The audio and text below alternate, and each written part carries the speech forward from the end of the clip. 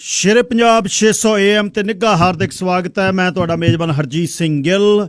Harjeet Singh Gill show ਲੈ ਕੇ ਤੁਹਾਡੀ ਸੇਵਾ 'ਚ ਹਾਜ਼ਰ। 9:14 ਹੋਏ ਨੇ। 5 ਜਨਵਰੀ ਹੈ, ਵਰ੍ਹਾ 2021 ਦਾ ਤੇ 23 ਪੋ ਨਾਨਕਸ਼ੇ ਸੰਮਤ 552। ਸਾਹਿਬ ਆਲਮ ਕਲਗੀ ਵਾਲੇ ਪਾਤਸ਼ਾਹ ਸਾਹਿਬ ਸ੍ਰੀ ਗੁਰੂ ਗੋਬਿੰਦ ਸਿੰਘ ਸਾਹਿਬ ਜੀ ਦਾ ਪ੍ਰਕਾਸ਼ ਪੁਰਬ ਹੈ ਅੱਜ। ਵਧਾਈ ਹੋਵੇ ਖਲਕਤ ਨੂੰ। ਦੀਨ ਦੁਨੀਆ ਦਾ ਸਾਂਝਾ ਸਾਡਾ ਗੁਰੂ, ਜਿਨ੍ਹਾਂ ਨੇ ਮਨੁੱਖਤਾ ਨੂੰ ਜਿਹੜੇ ਵੀ ਅਕੀਦੇ 'ਚੋਂ ਬੈਠਦੇ ਨੇ ਉਸੇ ਅਕੀਦੇ 'ਚ ਫਿੱਟ ਕਰਕੇ ਪਰ ਖਾਲਸ ਬਣਾ ਕੇ ਇੱਕੋ ਬਾਟੇ ਨੂੰ ਵੀਰ ਆਸਣ ਦੇ ਵਿੱਚ ਮੂੰਹ ਲਵਾ ਕੇ ਤੇ ਜ਼ਾਤਾਂ ਪਾਤਾਂ ਦਾ ਕੋੜ ਖਤਮ ਕਰਕੇ ਮਨੁੱਖਤਾ ਨੂੰ ਸਿਰੇ ਲਾ ਕੇ ਤੇ ਸਰਬੱਤ ਦੇ ਭਲੇ ਦੀ ਗੱਲ ਕੀਤੀ। ਰਣਜੀਤ ਨਗਾਰੇ ਤੇ ਚੋਟਾਂ ਲੱਗੀਆਂ ਕਲਗੀਆਂ ਵਾਲੇ ਪਾਤਸ਼ਾਹ ਦੇ ਬਾਜ਼ ਹਲੇ ਵੀ ਅਡਾਰੀਆਂ ਭਰਦੇ ਨੇ।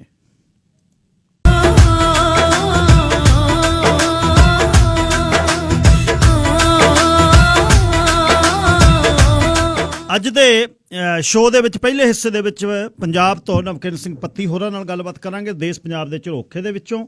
ਦੇਸ਼ ਪੰਜਾਬ ਦੇ ਝਰੋਖੇ ਤੋਂ ਬਾਅਦ ਫਿਰ ਅਗਲੇ ਹਿੱਸੇ ਦੇ ਵਿੱਚ 3 ਮਸਲੇ ਵਿਚਾਰਨੇ ਨੇ ਛੋਟੇ ਛੋਟੇ,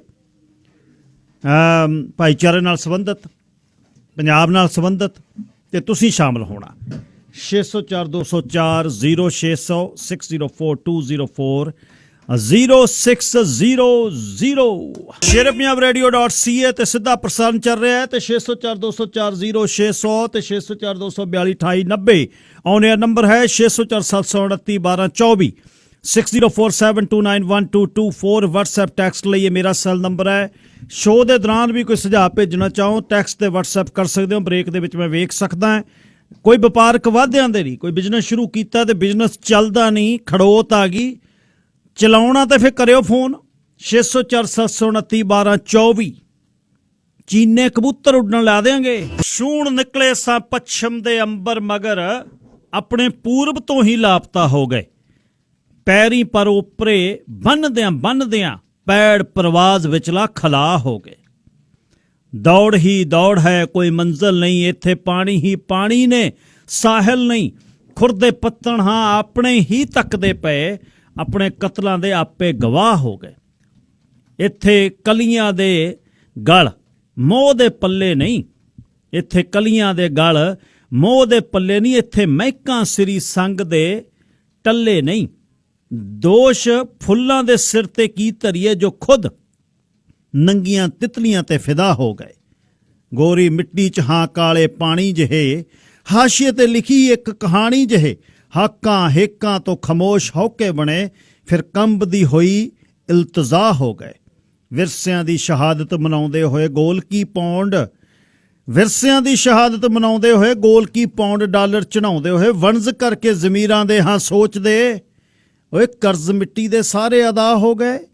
ਵਣਜ ਕਰਕੇ ਜ਼ਮੀਰਾਂ ਦੇ ਹਾਂ ਸੋਚਦੇ, ਕਰਜ਼ ਮਿੱਟੀ ਦੇ ਸਾਰੇ ਅਦਾ ਹੋ ਗਏ। ਜ਼ਮੀਰਾਂ ਨੂੰ ਸਾਂਭ ਕੇ ਰੱਖਿਓ। ਸਿਮਰਨਜੀਤ ਕੌਰ ਮਾਨ ਲਿਖਦੀ ਹੈ।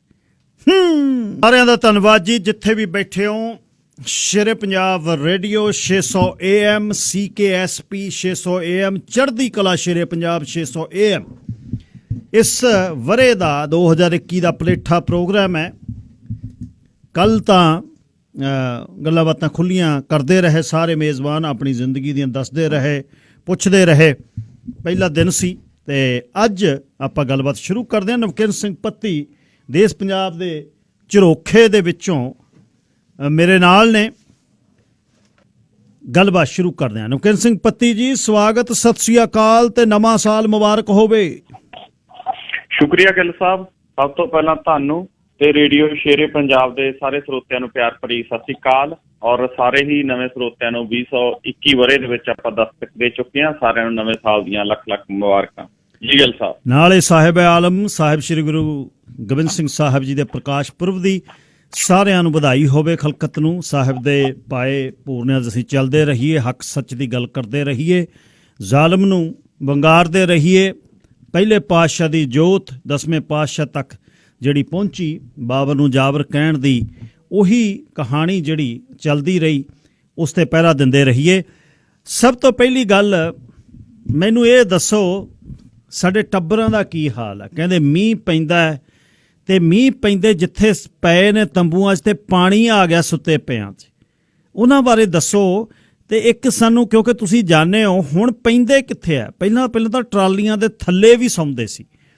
ਟਰਾਲੀ ਦੇ ਵਿੱਚ ਬਹਿ ਕੇ ਤਾਂ 25-30 ਚਲੇ ਜਾਂਦੇ ਆ ਬੰਦੇ, ਪਰ ਟਰਾਲੀ 'ਚ ਇਕੱਠੇ ਸੌਣਾ ਔਖਾ ਹੋ ਜਾਂਦਾ ਹੈ। ਤੇ ਮੀਂਹ ਪੈਂਦੇ ਦਾ ਹੁਣ ਹਾਲ ਆ ਜਿਹੜਾ ਉੱਥੇ, ਉਸ ਨੂੰ ਮਾੜਾ ਜਿਹਾ ਜੇ ਸਮਝਾ ਦਿਓ ਵੀ ਕਿਸ ਤਰ੍ਹਾਂ ਦਾ। ਜੀ ਗੱਲ ਸਾਹਿਬ, ਦੇਖੋ ਇੱਕ ਤਾਂ ਮੌਸਮ ਬੜਾ ਖਰਾਬ ਪਿਛਲੇ ਦਿਨਾਂ ਤੋਂ ਹੋਇਆ। ਪੰਜਾਬ, ਹਰਿਆਣਾ, ਦਿੱਲੀ ਸਮੇਤ ਪੂਰੇ ਉੱਤਰੀ ਭਾਰਤ ਦੇ ਵਿੱਚ ਮੀਂਹ ਆ ਜਿਹੜਾ ਉਹ ਪਿਆ, ਠੰਡ ਵੀ ਪੈ ਰਹੀ ਹੈ। ਤਾਂ ਇਸ ਦਰਮਿਆਨ ਪੈਣ ਦਾ ਜਿਹੜਾ ਪ੍ਰਬੰਧ ਹੈ ਗਿੱਲ ਸਾਹਿਬ, ਉਹ ਮੁੱਖ ਰੂਪ ਦੇ ਵਿੱਚ ਹੈਗਾ ਟਰਾਲੀਆਂ ਦੇ ਵਿੱਚ ਹੀ। ਟਰਾਲੀਆਂ ਦੇ ਉੱਤੇ ਤਰਪਾਲਾਂ ਪਾਈਆਂ ਹੋਈਆਂ ਨੇ ਔਰ ਸਥਿਤੀ ਇਹ ਬਣੀ ਵੀ ਮੀਂਹ ਦੇ ਨਾਲ ਚੋ ਰਹੀਆਂ ਸੀ ਤਰਪਾਲਾਂ। ਰਾਤ ਮੈਂ ਵੀ ਫੋਨ ਦੇ ਉੱਤੇ ਕਈਆਂ ਨਾਲ ਰਾਤ ਨੂੰ ਗੱਲਬਾਤ ਕੀਤੀ ਵੀ ਕੀ ਬਣ ਰਿਹਾ। ਉਹ ਕਹਿੰਦੇ ਵੀ ਅਸੀਂ ਜਿਵੇਂ ਪਹਿਲਾਂ ਕੱਚੇ ਘਰਾਂ 'ਚ ਹੁੰਦਾ ਸੀ, ਕਿਸੇ ਨੇ ਥੱਲੇ ਬਾਲਟੀ ਰੱਖੀ ਹੋਈ ਆ, ਕਿਸੇ ਨੇ ਬੱਠਲ ਰੱਖਿਆ ਹੋਇਆ, ਜਿੱਥੇ ਜਿੱਥੇ ਚਿਉਂ ਰਿਹਾ ਉੱਥੇ ਕੋਈ ਗੜਬੀ ਰੱਖੀ ਬੈਠਾ ਇੱਕ ਪਾਸੇ ਵੀ ਗੜਬੀ 'ਚ ਚੋਈ ਜਾਵੇ, ਜਦੋਂ ਭਰ ਗਈ ਬਾਹਰ ਚੱਕ ਕੇ ਡੋਲ ਦਿਆਂਗੇ। ਤਾਂ ਏਦਾਂ ਬਹਿ ਕੇ ਰਾਤ ਆ ਜਿਹੜੀ ਉਹ ਗੁਜ਼ਾਰੀ ਹੈਗੀ ਉੱਥੇ ਲੋਕਾਂ ਨੇ। ਔਰ ਪੈਣ ਦਾ ਜਿਹੜਾ ਮੁੱਖ ਪ੍ਰਬੰਧ ਆ ਉਹ ਟਰਾਲੀਆਂ ਦੇ ਵਿੱਚ। ਇਸ ਤੋਂ ਇਲਾਵਾ ਸ਼੍ਰੋਮਣੀ ਕਮੇਟੀ ਨੇ ਟੈਂਟ ਲਾਇਆ ਹੋਇਆ ਪੈਣ ਦਾ। ਉਹ ਉੱਥੇ ਜਿਹੜਾ ਕਾਫੀ 200-300 ਬੰਦਾ ਉੱਥੇ ਸੌਂ ਜਾ ਲੈਂਦਾ। ਸ਼੍ਰੋਮਣੀ ਕਮੇਟੀ ਦਿੱਲੀ ਵਾਲੀ ਨੇ ਲਾਇਆ ਹੋਇਆ, ਉੱਥੇ ਵੀ ਸੌਂ ਲੈਂਦੇ ਨੇ ਲੋਕ। ਇਸ ਤੋਂ ਇਲਾਵਾ ਗਿੱਲ ਸਾਹਿਬ ਜਿਹੜਾ ਖਾਲਸਾ ਏਡ ਵਾਲੇ ਵੀਰ ਨੇ, ਉਹਨਾਂ ਨੇ 400 ਬੈੱਡ ਲਾਇਆ ਹੋਇਆ ਗਾ, ਗੱਦੇ ਲਾਏ ਹੋਏ ਆ, ਉੱਥੇ ਸੌਂ ਲੈਂਦੇ ਨੇ। ਇਸ ਤੋਂ ਇਲਾਵਾ ਜਿਹੜੇ ਸਾਡੇ ਪ੍ਰਵਾਸੀ ਭਾਰਤੀ ਨੇ, ਉਹਨਾਂ ਦੇ ਸਹਿਯੋਗ ਦੇ ਨਾਲ ਟੈਂਟ ਆ ਜਿਹੜੇ ਟੈਂਟ ਸਿਟੀ ਬਣਾਏ ਹੋਏ ਨੇ ਥਾਂ ਥਾਂ। ਇੱਕ ਉੱਥੇ KFC ਮਾਲ ਆ, ਉਹਦੇ ਵਿੱਚ ਟੈਂਟ ਲਾਏ ਹੋਏ ਨੇ। ਉਹ 'ਚ 2-2, 3-3 ਵਿਅਕਤੀ ਨੇ ਜਿਹੜੇ ਇੱਕ ਦੇ ਵਿੱਚ ਉਹ ਪੈ ਜਾਂਦੇ ਨੇ। ਔਰ ਉਹ ਟੈਂਟ ਕਾਫੀ ਵੱਡੀ ਤਾਦਾਦ ਦੇ ਵਿੱਚ ਹੈਗੇ ਨੇ। ਕੁਛ ਹੋਟਲ ਨੇ ਜਿਹੜੇ ਉਹ ਵੀ ਖੋਲੇ ਹੋਏ ਨੇ, ਜਿਹੜੇ ਉਸ ਏਰੀਏ ਦੇ ਵਿੱਚ 15 ਕਿਲੋਮੀਟਰ 'ਚ, ਜਿਵੇਂ ਮੈਂ ਤੁਹਾਨੂੰ ਦੱਸਿਆ KFC ਖੁੱਲ੍ਹਾ ਗਾ, ਉਹਦੇ ਹਾਲ ਕਮਰੇ ਨੇ, ਉਹਦੇ ਵਿੱਚ ਕਿਸਾਨ ਰਹਿੰਦੇ ਨੇ। ਸੁਧੀਰ ਹੋਟਲ ਹੈ ਇੱਕ ਉੱਥੇ, ਉਹਦੇ ਵਿੱਚ ਕਿਸਾਨ ਰਹਿੰਦੇ ਨੇ। ਇਸ ਤੋਂ ਇਲਾਵਾ ਹੋਰ ਕਾਫੀ ਜਿਹੜੀਆਂ ਆਸ-ਪਾਸ ਦੀਆਂ ਦੁਕਾਨਾਂ ਨੇ ਉਹ ਖੁੱਲੀਆਂ ਨੇ। ਸ਼ੋਰੂਮ ਕਈ ਖੋਲ ਦਿੱਤੇ ਨੇ ਉੱਥੋਂ ਦੇ ਆਸ-ਪਾਸ ਦੇ ਲੋਕਾਂ ਨੇ, ਉੱਥੇ ਰਹਿੰਦੇ ਨੇ। ਕੁਛ ਘਰਾਂ ਨੇ ਆਪਦੇ ਘਰ ਨੇ ਜਿਹੜੇ ਉਹਨਾਂ ਦੇ ਕਮਰੇ ਖਾਲੀ ਕਰ ਦਿੱਤੇ ਨੇ, ਕੁੜੀਆਂ ਉੱਥੇ ਪੈ ਜਾਂਦੀਆਂ। 2 ਪੈਟਰੋਲ ਪੰਪ ਨੇ, ਇੱਕ ਪੈਟਰੋਲ ਪੰਪ ਦੇ ਉੱਤੇ ਜਿਹੜਾ ਉਹ ਕੁੜੀਆਂ ਨੇ ਉਹ ਪੈ ਜਾਂਦੀਆਂ ਨੇ। ਖਾਸ ਕਰਕੇ ਪੰਜਾਬ ਯੂਨੀਵਰਸਿਟੀ ਚੰਡੀਗੜ੍ਹ ਦੀਆਂ ਵਿਦਿਆਰਥਣਾਂ, ਜਿੰਨਾ ਕਨੂਪ੍ਰਿਆ ਵੀ ਆ ਜਿਹੜੀ ਉੱਥੋਂ ਦੀ ਪ੍ਰਧਾਨ ਚੁਣੀ ਗਈ ਸੀ ਪਿਛਲੀਆਂ ਚੋਣਾਂ ਦੇ ਵਿੱਚ, ਤਾਂ ਉੱਥੇ ਉਹ ਪੈ ਜਾਂਦੀਆਂ। ਸੋ ਇਸ ਤਰੀਕੇ ਦੇ ਨਾਲ ਪੈਣ ਦੇ ਪ੍ਰਬੰਧ ਨੇ ਜਿਹੜੇ ਉਹ ਆਪੋ ਆਪਣੇ ਤੌਰ ਦੇ ਉੱਤੇ ਲੋਕਾਂ ਨੇ ਕੀਤੇ ਹੋਏ ਨੇ। ਵੈਸੇ ਗਿੱਲ ਸਾਹਿਬ, ਉੱਥੇ ਮੈਂ ਇੱਕ ਗੱਲ ਦੇਖੀ ਆ ਵੀ ਰਾਤ ਨਹੀਂ ਹੁੰਦੀ ਉੱਥੇ। ਜਦੋਂ 9-10 ਵੱਜਦੇ ਨੇ, ਕਿਸੇ ਠੁੰਡ ਨੂੰ ਬਾਪੂ ਅੱਗ ਲਾ ਲੈਂਦੇ ਨੇ ਔਰ ਬੈਠੇ ਨੇ ਮੂੰਗਫਲੀਆਂ ਚੱਬੀ ਜਾਂਦੇ ਨੇ, ਪੰਜਾਬ ਦੀਆਂ ਗੱਲਾਂ ਕਰੀ ਜਾਂਦੇ ਨੇ, ਤੇ ਨਾਲੇ ਬੈਠ ਕੇ ਜਿਹੜੀ ਰਾਤ ਆ ਗਈ ਉਹ ਲੰਘ ਜਾਂਦੀ ਆ। ਸੋ ਇਸ ਤਰੀਕੇ ਦਾ ਮਾਹੌਲ ਆ ਜਿਹੜਾ ਉੱਥੇ ਬਣਿਆ ਹੋਇਆ। ਕਿਸੇ ਨੂੰ ਨੀਂਦ ਆਉਂਦੀ ਹੋਈ ਨਹੀਂ ਗਿੱਲ ਸਾਹਿਬ ਉਸ ਰੂਪ ਦੇ ਵਿੱਚ। ਲੇਕਿਨ ਜਿਹੜਾ ਮੀਂਹ ਨੇ ਕਾਫੀ ਨੁਕਸਾਨ ਆ ਜਿਹੜਾ ਉੱਥੇ ਕੀਤਾ ਗਾ। ਕਈ ਗੱਦੇ ਭਿੱਜ ਗਏ। ਅੱਜ ਮੇਰਾ ਇੱਕ ਵੀਰ ਨਾਲ ਗੱਲ ਹੋਈ, ਉਹ ਕਹਿੰਦਾ ਵੀ ਰਜਾਈਆਂ ਭਿੱਜ ਗਈਆਂ ਤੇ ਹੁਣ ਔਖਾ ਹੋਇਆ ਪਿਆ। ਤੇ ਆਸ-ਪਾਸ ਤੋਂ ਕਹਿੰਦਾ ਤਾਂ ਵੀਰ ਕਹਿੰਦੇ ਨੇ ਵੀ ਭਾਈ ਇੱਧਰੋਂ ਲੈ ਲਓ, ਕੋਈ ਚੱਕਰ ਨਹੀਂ, ਰਜਾਈਆਂ ਤੇ ਜਦੋਂ ਧੁੱਪ ਨਿਕਲੀ ਸੁਕਾ ਲਾਂਗੇ। ਸੋ ਇਸ ਤਰ੍ਹਾਂ ਦੀ ਹਾਲਤ ਵੀ ਜਿਹੜੀ ਉੱਥੇ ਬਣੀ ਹੈਗੀ। ਪਰ ਫਿਰ ਵੀ ਹੌਸਲੇ ਬੁਲੰਦ ਨੇ, ਦ੍ਰਿੜਤਾ ਦੇ ਨਾਲ ਲੋਕ ਖੜੇ ਨੇ ਔਰ ਦ੍ਰਿੜਤਾ ਦੇ ਨਾਲ ਅੱਗੇ ਵਧ ਰਹੇ ਨੇ। ਲੋਕ ਇੱਕ ਗੱਲ ਆਪਣੇ ਮਨਾਂ 'ਚ ਵਸਾ ਕੇ ਰੱਖਦੇ ਨੇ ਕਿ ਪੋਹ ਦਾ ਮਹੀਨਾ, ਸਾਥੋਂ ਛੋਟੀ ਉਮਰ ਦੇ ਸਾਹਿਬਜ਼ਾਦਿਆਂ ਨੇ ਜਦੋਂ ਇਸ ਮਹੀਨੇ ਦੇ ਵਿੱਚ ਐਡੀ ਕੁਰਬਾਨੀ ਕੀਤੀ, ਮਾਤਾ ਗੁਜਰੀ ਜੀ ਨੇ ਇੰਨੀ ਵੱਡੀ ਉਮਰ ਦੇ ਵਿੱਚ ਜਾ ਕੇ ਇੰਨਾ ਕੁਝ ਸਹਿਣ ਕੀਤਾ ਇਸ ਮਹੀਨੇ ਦੇ ਵਿੱਚ, ਤਾਂ ਅਸੀਂ ਤਾਂ ਪੰਜਾਬ ਦੇ ਜੰਮੇ ਜਾਏ ਆ। ਹੁਣ ਤਾਂ ਸਾਡੇ ਕੋਲੇ ਸਹੂਲਤਾਂ ਹੀ ਬਹੁਤ ਨੇ। ਉਦੋਂ ਤਾਂ ਪੱਤੇ ਖਾ ਕੇ ਲੜਦੇ ਰਹੇ ਨੇ ਸਿੰਘ, ਹੁਣ ਤਾਂ ਅਸੀਂ ਜਿਹੜਾ ਬਦਾਮ ਖਾਂਦੇ ਆ, ਕਾਜੂ ਖਾਂਦੇ ਆ। ਸਾਡੇ ਪ੍ਰਵਾਸੀ ਵੀਰ ਨੇ ਜਿਹੜੇ ਉਹਨਾਂ ਨੇ ਮਾਲਾ ਮਾਲ ਕਰ ਰੱਖਿਆ ਪੂਰਾ ਮਾਹੌਲ, ਔਰ ਪੰਜਾਬ ਦੇ ਵਿੱਚੋਂ ਬਰਕਤਾਂ ਹੋ ਰਹੀਆਂ ਨੇ। ਤੇ ਹੁਣ ਇਹ ਹੌਸਲੇ ਦੇ ਨਾਲ, ਇਹ ਦ੍ਰਿੜਤਾ ਦੇ ਨਾਲ ਲੜਾਈ ਹੈ ਜਿਹੜੀ ਉਹ ਅੱਗੇ ਜਾ ਰਹੀ ਹੈ। ਜੀ ਗਿੱਲ ਸਾਹਿਬ, ਉਹਨਾਂ ਨੂੰ ਉੱਥੇ ਦਾ ਪਾਣੀ ਤੰਗ ਕਰਦਾ ਹੈ, ਸਾਨੂੰ ਇੱਥੇ ਦਾ ਉੱਥੇ ਜਿਹੜੇ ਬੋਲਦੇ ਆ ਉਹ ਤੰਗ ਕਰਦੇ ਆ। ਕਦੇ ਬਲਕੌਰ ਸਿੰਘ ਕਹਿੰਦਾ ਮੈਂ ਚਾਦਰੇ ਨਾਲ ਨੌਕਰੀ ਕੀਤੀ ਹੈ ਤੇ ਉਹ ਸਾਰੀਆਂ ਚੀਜ਼ਾਂ ਝਠਲਾਉਂਦਾ ਹੈ। ਇੱਕ ਮੁੰਡਾ ਦੀਪ ਸਿੰਘ ਵਾਲਾ ਤੁਹਾਡੇ ਨਾਲ ਪੜ੍ਹਦਾ ਰਿਹਾ, ਉਹਦੀ ਗੱਲ। ਪਰ ਉਦੋਂ ਪਹਿਲਾਂ ਜਿਹੜੀ ਗਰੇਵਾਲ ਦੀ ਕੀਤੀ ਆ ਨਾ, ਖੁੰਬ ਠੱਪੀ ਹੈ, ਧਨੌਲੇ ਜਾਂ ਬਰਨਾਲੇ ਮੁੰਡੇ ਬੈਠੇ ਸੀ ਦਾਰੂ ਪੀਂਦੇ, ਫੋਨ ਕਰ ਲਿਆ, ਫੋਨ ਕਰਕੇ ਕਹਿੰਦੇ ਰਹੇ ਕਿ ਅਸੀਂ ਤੰਗ ਆ, ਸਾਡੀ ਬੇਇੱਜ਼ਤੀ ਕਰਦੇ ਆ ਲੋਕ, ਤੂੰ ਕਰਦਾ ਕੀ ਹੈ? ਤੇ ਮੁੜ ਕੇ ਫਿਰ ਨੰਗੇ ਪੈਰੀ ਹੋ ਗਏ। ਇਹ ਜਿਹੜੇ ਸਾਰੇ ਨੇ, ਖਾਸ ਤੌਰ ਤੇ ਹੁਣ ਜਿਹੜਾ ਮਿਲ ਕੇ ਆਏ ਨੇ ਜਿਆਣੀ ਤੇ ਆਪਣਾ ਗਰੇਵਾਲ ਪ੍ਰਧਾਨ ਮੰਤਰੀ ਮੋਦੀ ਨੂੰ, ਉਹਦਾ ਕੀ ਸੁਨੇਹਾ? ਇਹ ਚਲੋ ਜਿਆਣੀ ਤੇ ਤਾਂ ਜ਼ੋਰ ਨਹੀਂ ਲੋਕਾਂ ਦਾ, ਪਰ ਗਰੇਵਾਲ ਨੇ ਤਾਂ ਜਿਹੜੀ ਇਹਨੇ ਕੁੱਕੜ ਖੇ ਅੜਾਈ ਹੈ। ਮੈਂ ਕਹਿੰਦਾ ਜਮਾ ਹੀ ਕੱਖ ਦਾ ਨਹੀਂ ਹੈ, ਪਹਿਲਾਂ ਵੀ ਕੁਛ ਨਹੀਂ ਸੀ ਉਹਦੇ ਕੋਲ। ਬੰਦੇ ਹੁੰਦੇ ਆ ਬਈ ਬਸ਼ਰਮੀ ਦੀ ਹੱਦ, ਪਰ ਇਹ ਤਾਂ ਸਾਰੀਆਂ ਟੱਪ ਗਿਆ। ਉਹ ਮੰਨਦਾ ਹੀ ਨਹੀਂ ਕਿਸੇ ਦੀ ਗੱਲ, ਕਿਸੇ ਨੂੰ ਸੁਣਦਾ ਹੀ ਨਹੀਂ, ਤੇ ਤੁਰਿਆ ਫਿਰਦਾ ਮੈਨੂੰ ਇੱਥੋਂ ਕਰ ਦਿਓ, ਮੈਨੂੰ ਆਹ ਕਰ ਦਿਓ। ਉਹ ਆਂਦਾ, ਜਦ ਮੁੰਡਾ ਪੁੱਛਦਾ ਉਹ ਕਹਿੰਦਾ ਬੇਇੱਜ਼ਤੀ ਤਾਂ ਮੈਨੂੰ ਪਤਾ ਹੋ ਹੀ ਜਾਂਦੀ ਹੈ, ਤੇ ਇਹ ਗੱਲ ਨੂੰ ਉਹ ਐਕਸੈਪਟ ਕਰ ਰਿਹਾ। ਇਹ ਜਦ ਕੋਈ ਕਹਿ ਦਿੰਦਾ ਹੈ, ਗਰੇਵਾਲ ਤੋਂ ਸ਼ੁਰੂ ਕਰਿਓ, ਫਿਰ ਮੁੰਡਾ ਜਿਹੜਾ ਰਜਿੰਦਰ ਹੈ ਕਾਮਰੇਡ, ਤੇ ਇਹਨਾਂ ਦੇ ਬਾਰੇ ਦੱਸਿਓ। ਇਹ ਕਿਉਂ ਲੂਣ ਕਿਉਂ ਭੁੱਕਦੇ ਆ ਇਹੋ ਜਿਹੇ ਔਖੇ ਸਮੇਂ? ਜੀ ਗਿੱਲ ਸਾਹਿਬ, ਦੇਖੋ ਜਿਹੜਾ ਹਰਜੀਤ ਗਰੇਵਾਲ ਦਾ ਪੂਰੇ ਦਾ ਪੂਰਾ ਐਪੀਸੋਡ ਆਪਣੇ ਸਾਹਮਣੇ ਆ ਕਿ ਹਰਜੀਤ ਗਰੇਵਾਲ ਉਹ ਵਿਅਕਤੀ ਹੈ ਜਿਸ ਵਿਅਕਤੀ ਨੂੰ ਅੱਜ ਭਾਰਤੀ ਜਨਤਾ ਪਾਰਟੀ ਨੇ ਸਭ ਤੋਂ ਮੂਹਰੇ ਕੀਤਾ ਹੋਇਆ ਪੰਜਾਬ ਦੇ ਵਿੱਚ। ਔਰ ਅੱਜ 2 ਘੰਟੇ ਪ੍ਰਧਾਨ ਮੰਤਰੀ ਨਰਿੰਦਰ ਮੋਦੀ ਦੇ ਨਾਲ ਮੀਟਿੰਗ ਹੈ ਜਿਹੜੀ ਉਹ ਚੱਲੀ ਹੈ, ਜਿਆਣੀ ਦੀ ਤੇ ਹਰਜੀਤ ਗਰੇਵਾਲ ਦੀ। ਔਰ ਮੀਟਿੰਗ 'ਚ ਜਾਣ ਤੋਂ ਪਹਿਲਾਂ ਇਹ ਬੜੇ ਉਤਸ਼ਾਹ ਦੇ ਵਿੱਚ ਸੀਗੇ, ਕਹਿੰਦੇ ਜੀ ਕਿਸਾਨ ਨਹੀਂ ਮਿਲਣ ਜਾਂਦੇ, ਅਸੀਂ ਜਾਂਦੇ ਹਾਂ ਮਿਲਣ, ਕਿਸਾਨ ਮਿਲਣ ਜਾਣ। ਔਰ ਮੀਟਿੰਗ ਤੋਂ ਬਾਹਰ ਆ ਕੇ ਗਿੱਲ ਸਾਹਿਬ ਐ ਪੂਰਾ ਪਤਾ ਲੱਗਦਾ ਸੀ ਵੀ 2 ਘੰਟੇ ਦੇ ਵਿੱਚ, ਜਿਵੇਂ ਆਪਾਂ ਪੰਜਾਬੀ 'ਚ ਕਹੀਏ, ਪੂਰੀ ਪਾੜਤ ਪੜਾ ਕੇ ਤੋਰਿਆ ਗਰੇਵਾਲ ਨੂੰ। ਬਾਹਰ ਆ ਕੇ ਕਹਿੰਦਾ ਵੀ ਉਹ ਤਾਂ ਪੂਰੇ ਦੁਨੀਆ ਦੇ ਕਹਿੰਦਾ ਮਤਲਬ ਸਭ ਤੋਂ ਕੱਦਾਵਾਰ ਲੀਡਰ ਨੇ, ਜਿਹਨੂੰ ਦੇਸ਼ ਦਾ ਪ੍ਰਧਾਨ ਮੰਤਰੀ ਮਿਲਣ ਜਾਣ ਤੋਂ ਪਹਿਲਾਂ ਹੀ ਕਹਿੰਦੇ ਸੀ, ਆਉਂਦੇ ਹੋਏ ਤਾਂ ਐਂ ਕਹਿਣ ਲੱਗੇ ਵੀ ਤਾਂ ਦੁਨੀਆ ਦਾ ਕੱਦਾਵਾਰ ਆਗੂ ਆ। ਕਹਿੰਦਾ ਕਰੋਨਾ ਵਾਇਰਸ ਦੇ ਦਿਨਾਂ ਦੇ ਵਿੱਚ ਦੁਨੀਆ ਦੇ ਮੁਲਕਾਂ ਦੀ ਜਿਹੜੀ ਮਦਦ ਆਗੀ ਉਹ ਪ੍ਰਧਾਨ ਮੰਤਰੀ ਨਰਿੰਦਰ ਮੋਦੀ ਜੀ ਨੇ ਕੀਤੀ ਆ। ਦੁਨੀਆ ਦਾ ਸਭ ਤੋਂ ਪ੍ਰਭਾਵਸ਼ਾਲੀ ਆਗੂ ਹੈਗੇ ਆ ਉਹ। ਔਰ ਆਉਂਦੇ ਹੋਏ ਇਹ ਹਰਜੀਤ ਗਰੇਵਾਲ ਆ ਜਿਹੜਾ, ਉਹਨੇ ਕੁਛ ਪਾੜ ਪਾਉਣ ਦੀ ਵੀ ਕੋਸ਼ਿਸ਼ ਕੀਤੀ। ਕਹਿੰਦਾ ਕਾਮਰੇਡ ਜਥੇਬੰਦੀਆਂ ਉਹ ਸਾਡਾ ਸਮਝੌਤਾ ਨਹੀਂ ਸਿਰੇ ਚੜ੍ਹਨ ਦਿੰਦੀਆਂ, ਜੇ ਕੁਛ ਜਥੇਬੰਦੀਆਂ ਵਿੱਚੋਂ ਅੱਡ ਹੋਣ ਅਸੀਂ ਗੱਲ ਕਰੀਏ।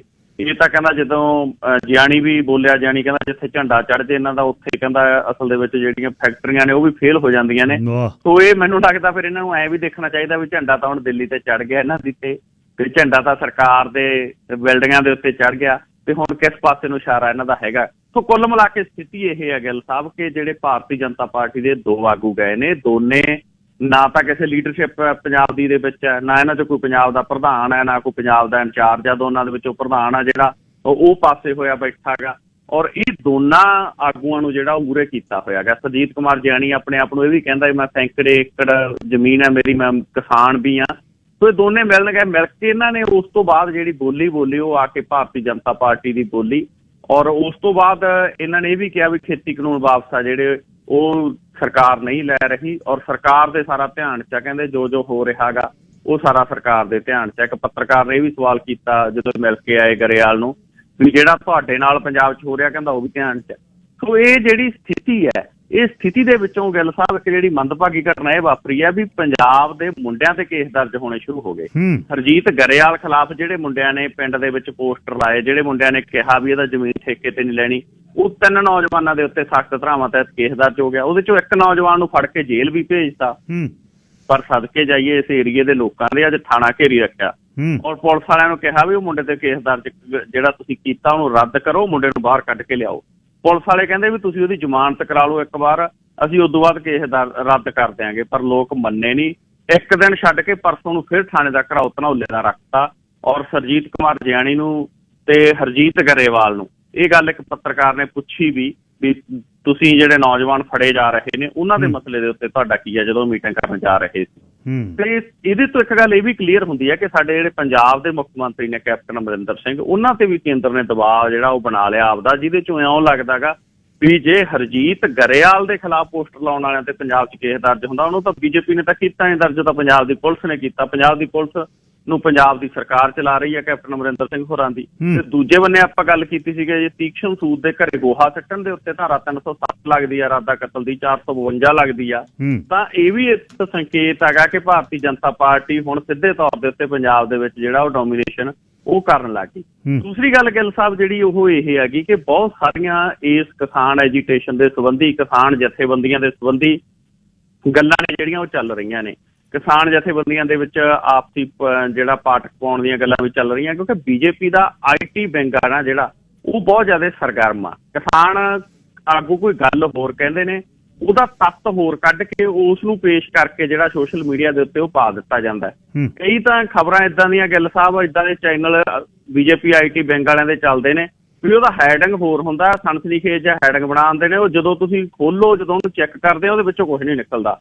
ਔਰ ਇਹ ਜਿਹੜਾ IT ਵਿੰਗ ਆਏਗਾ ਜਿਹੜਾ, ਉਹ ਕਿਸਾਨ ਆਗੂਆਂ ਦੀਆਂ ਤਕਰੀਰਾਂ ਵੀ ਨੇ, ਜਿਹੜੇ ਬਿਆਨ ਵੀ ਨੇ, ਉਹਨਾਂ ਨੂੰ ਤਰੋੜ ਮਰੋੜ ਕੇ ਜਿਹੜਾ ਉਹ ਪੇਸ਼ ਕਰ ਰਿਹਾ ਹੈਗਾ।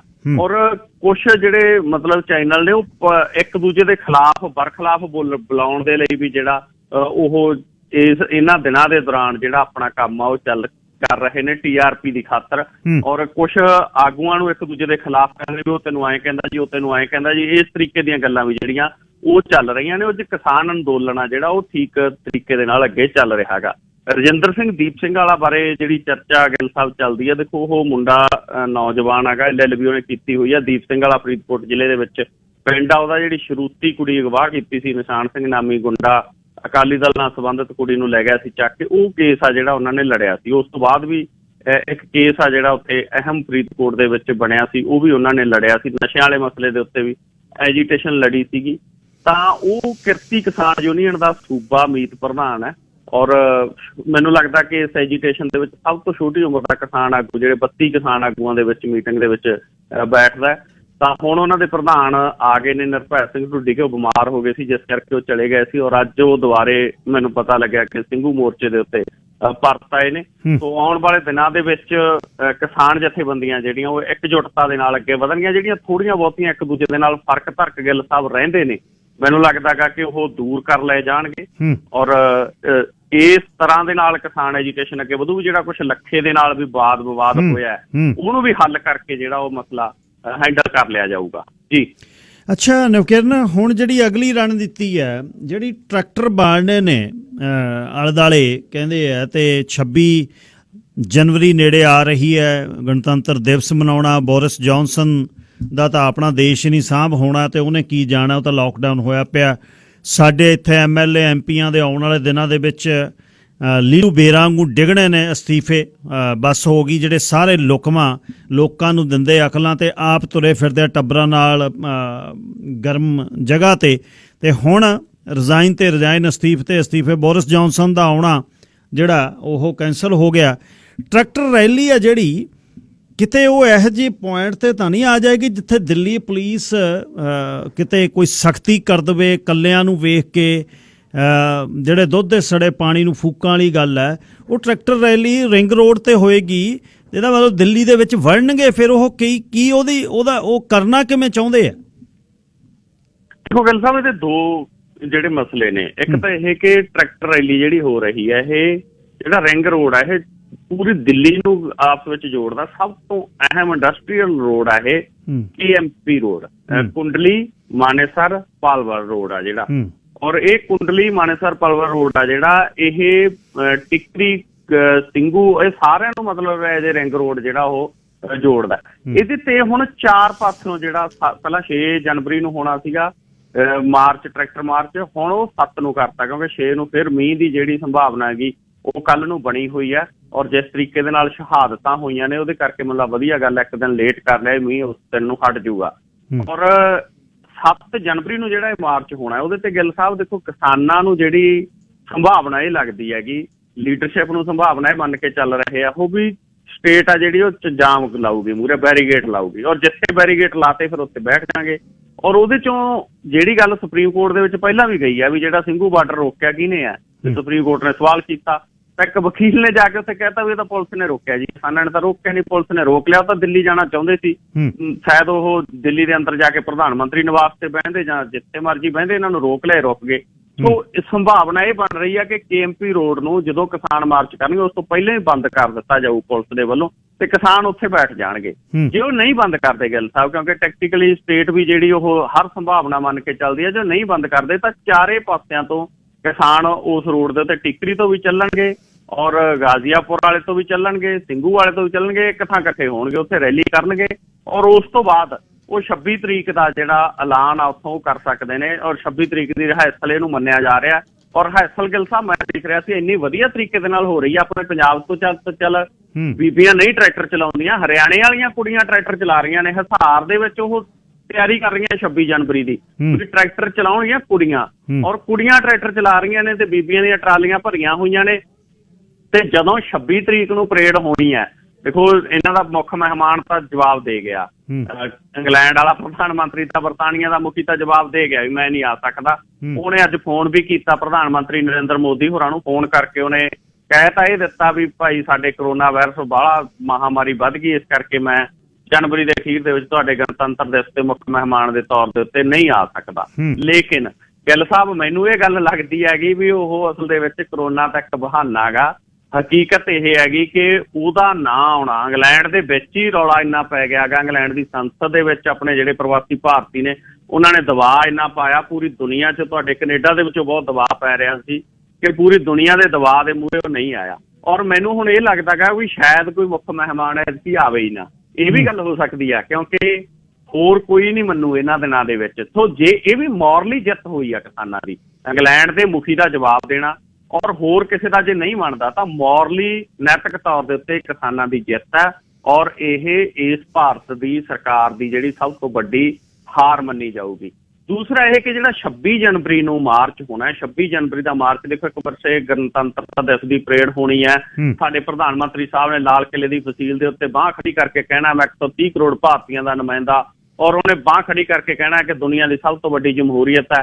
ਪਰ ਉਸੇ ਦਿੱਲੀ ਦੇ ਵਿੱਚ ਦਿੱਲੀ ਦੀਆਂ ਸੜਕਾਂ ਜਾਮ ਹੋਣਗੀਆਂ, ਉਸੇ ਦਿੱਲੀ ਦੇ ਵਿੱਚ ਲੋਕ ਖੜੇ ਹੋਣਗੇ ਤੇ ਜਮਹੂਰੀਅਤ ਦੇ ਉੱਤੇ ਸਵਾਲ ਤਾਂ ਹੁਣ ਵੀ ਉੱਠ ਰਹੇ ਨੇ ਵੀ ਗੋਹਾ ਸੱਟਣ ਦੇ ਉੱਤੇ 307 ਥੋੜੀ ਲੱਗਦੀ ਹੁੰਦੀ ਆ, ਫਿਰ ਇਹ ਕਿਹੜੀ ਜਮਹੂਰੀਅਤ ਹੈ?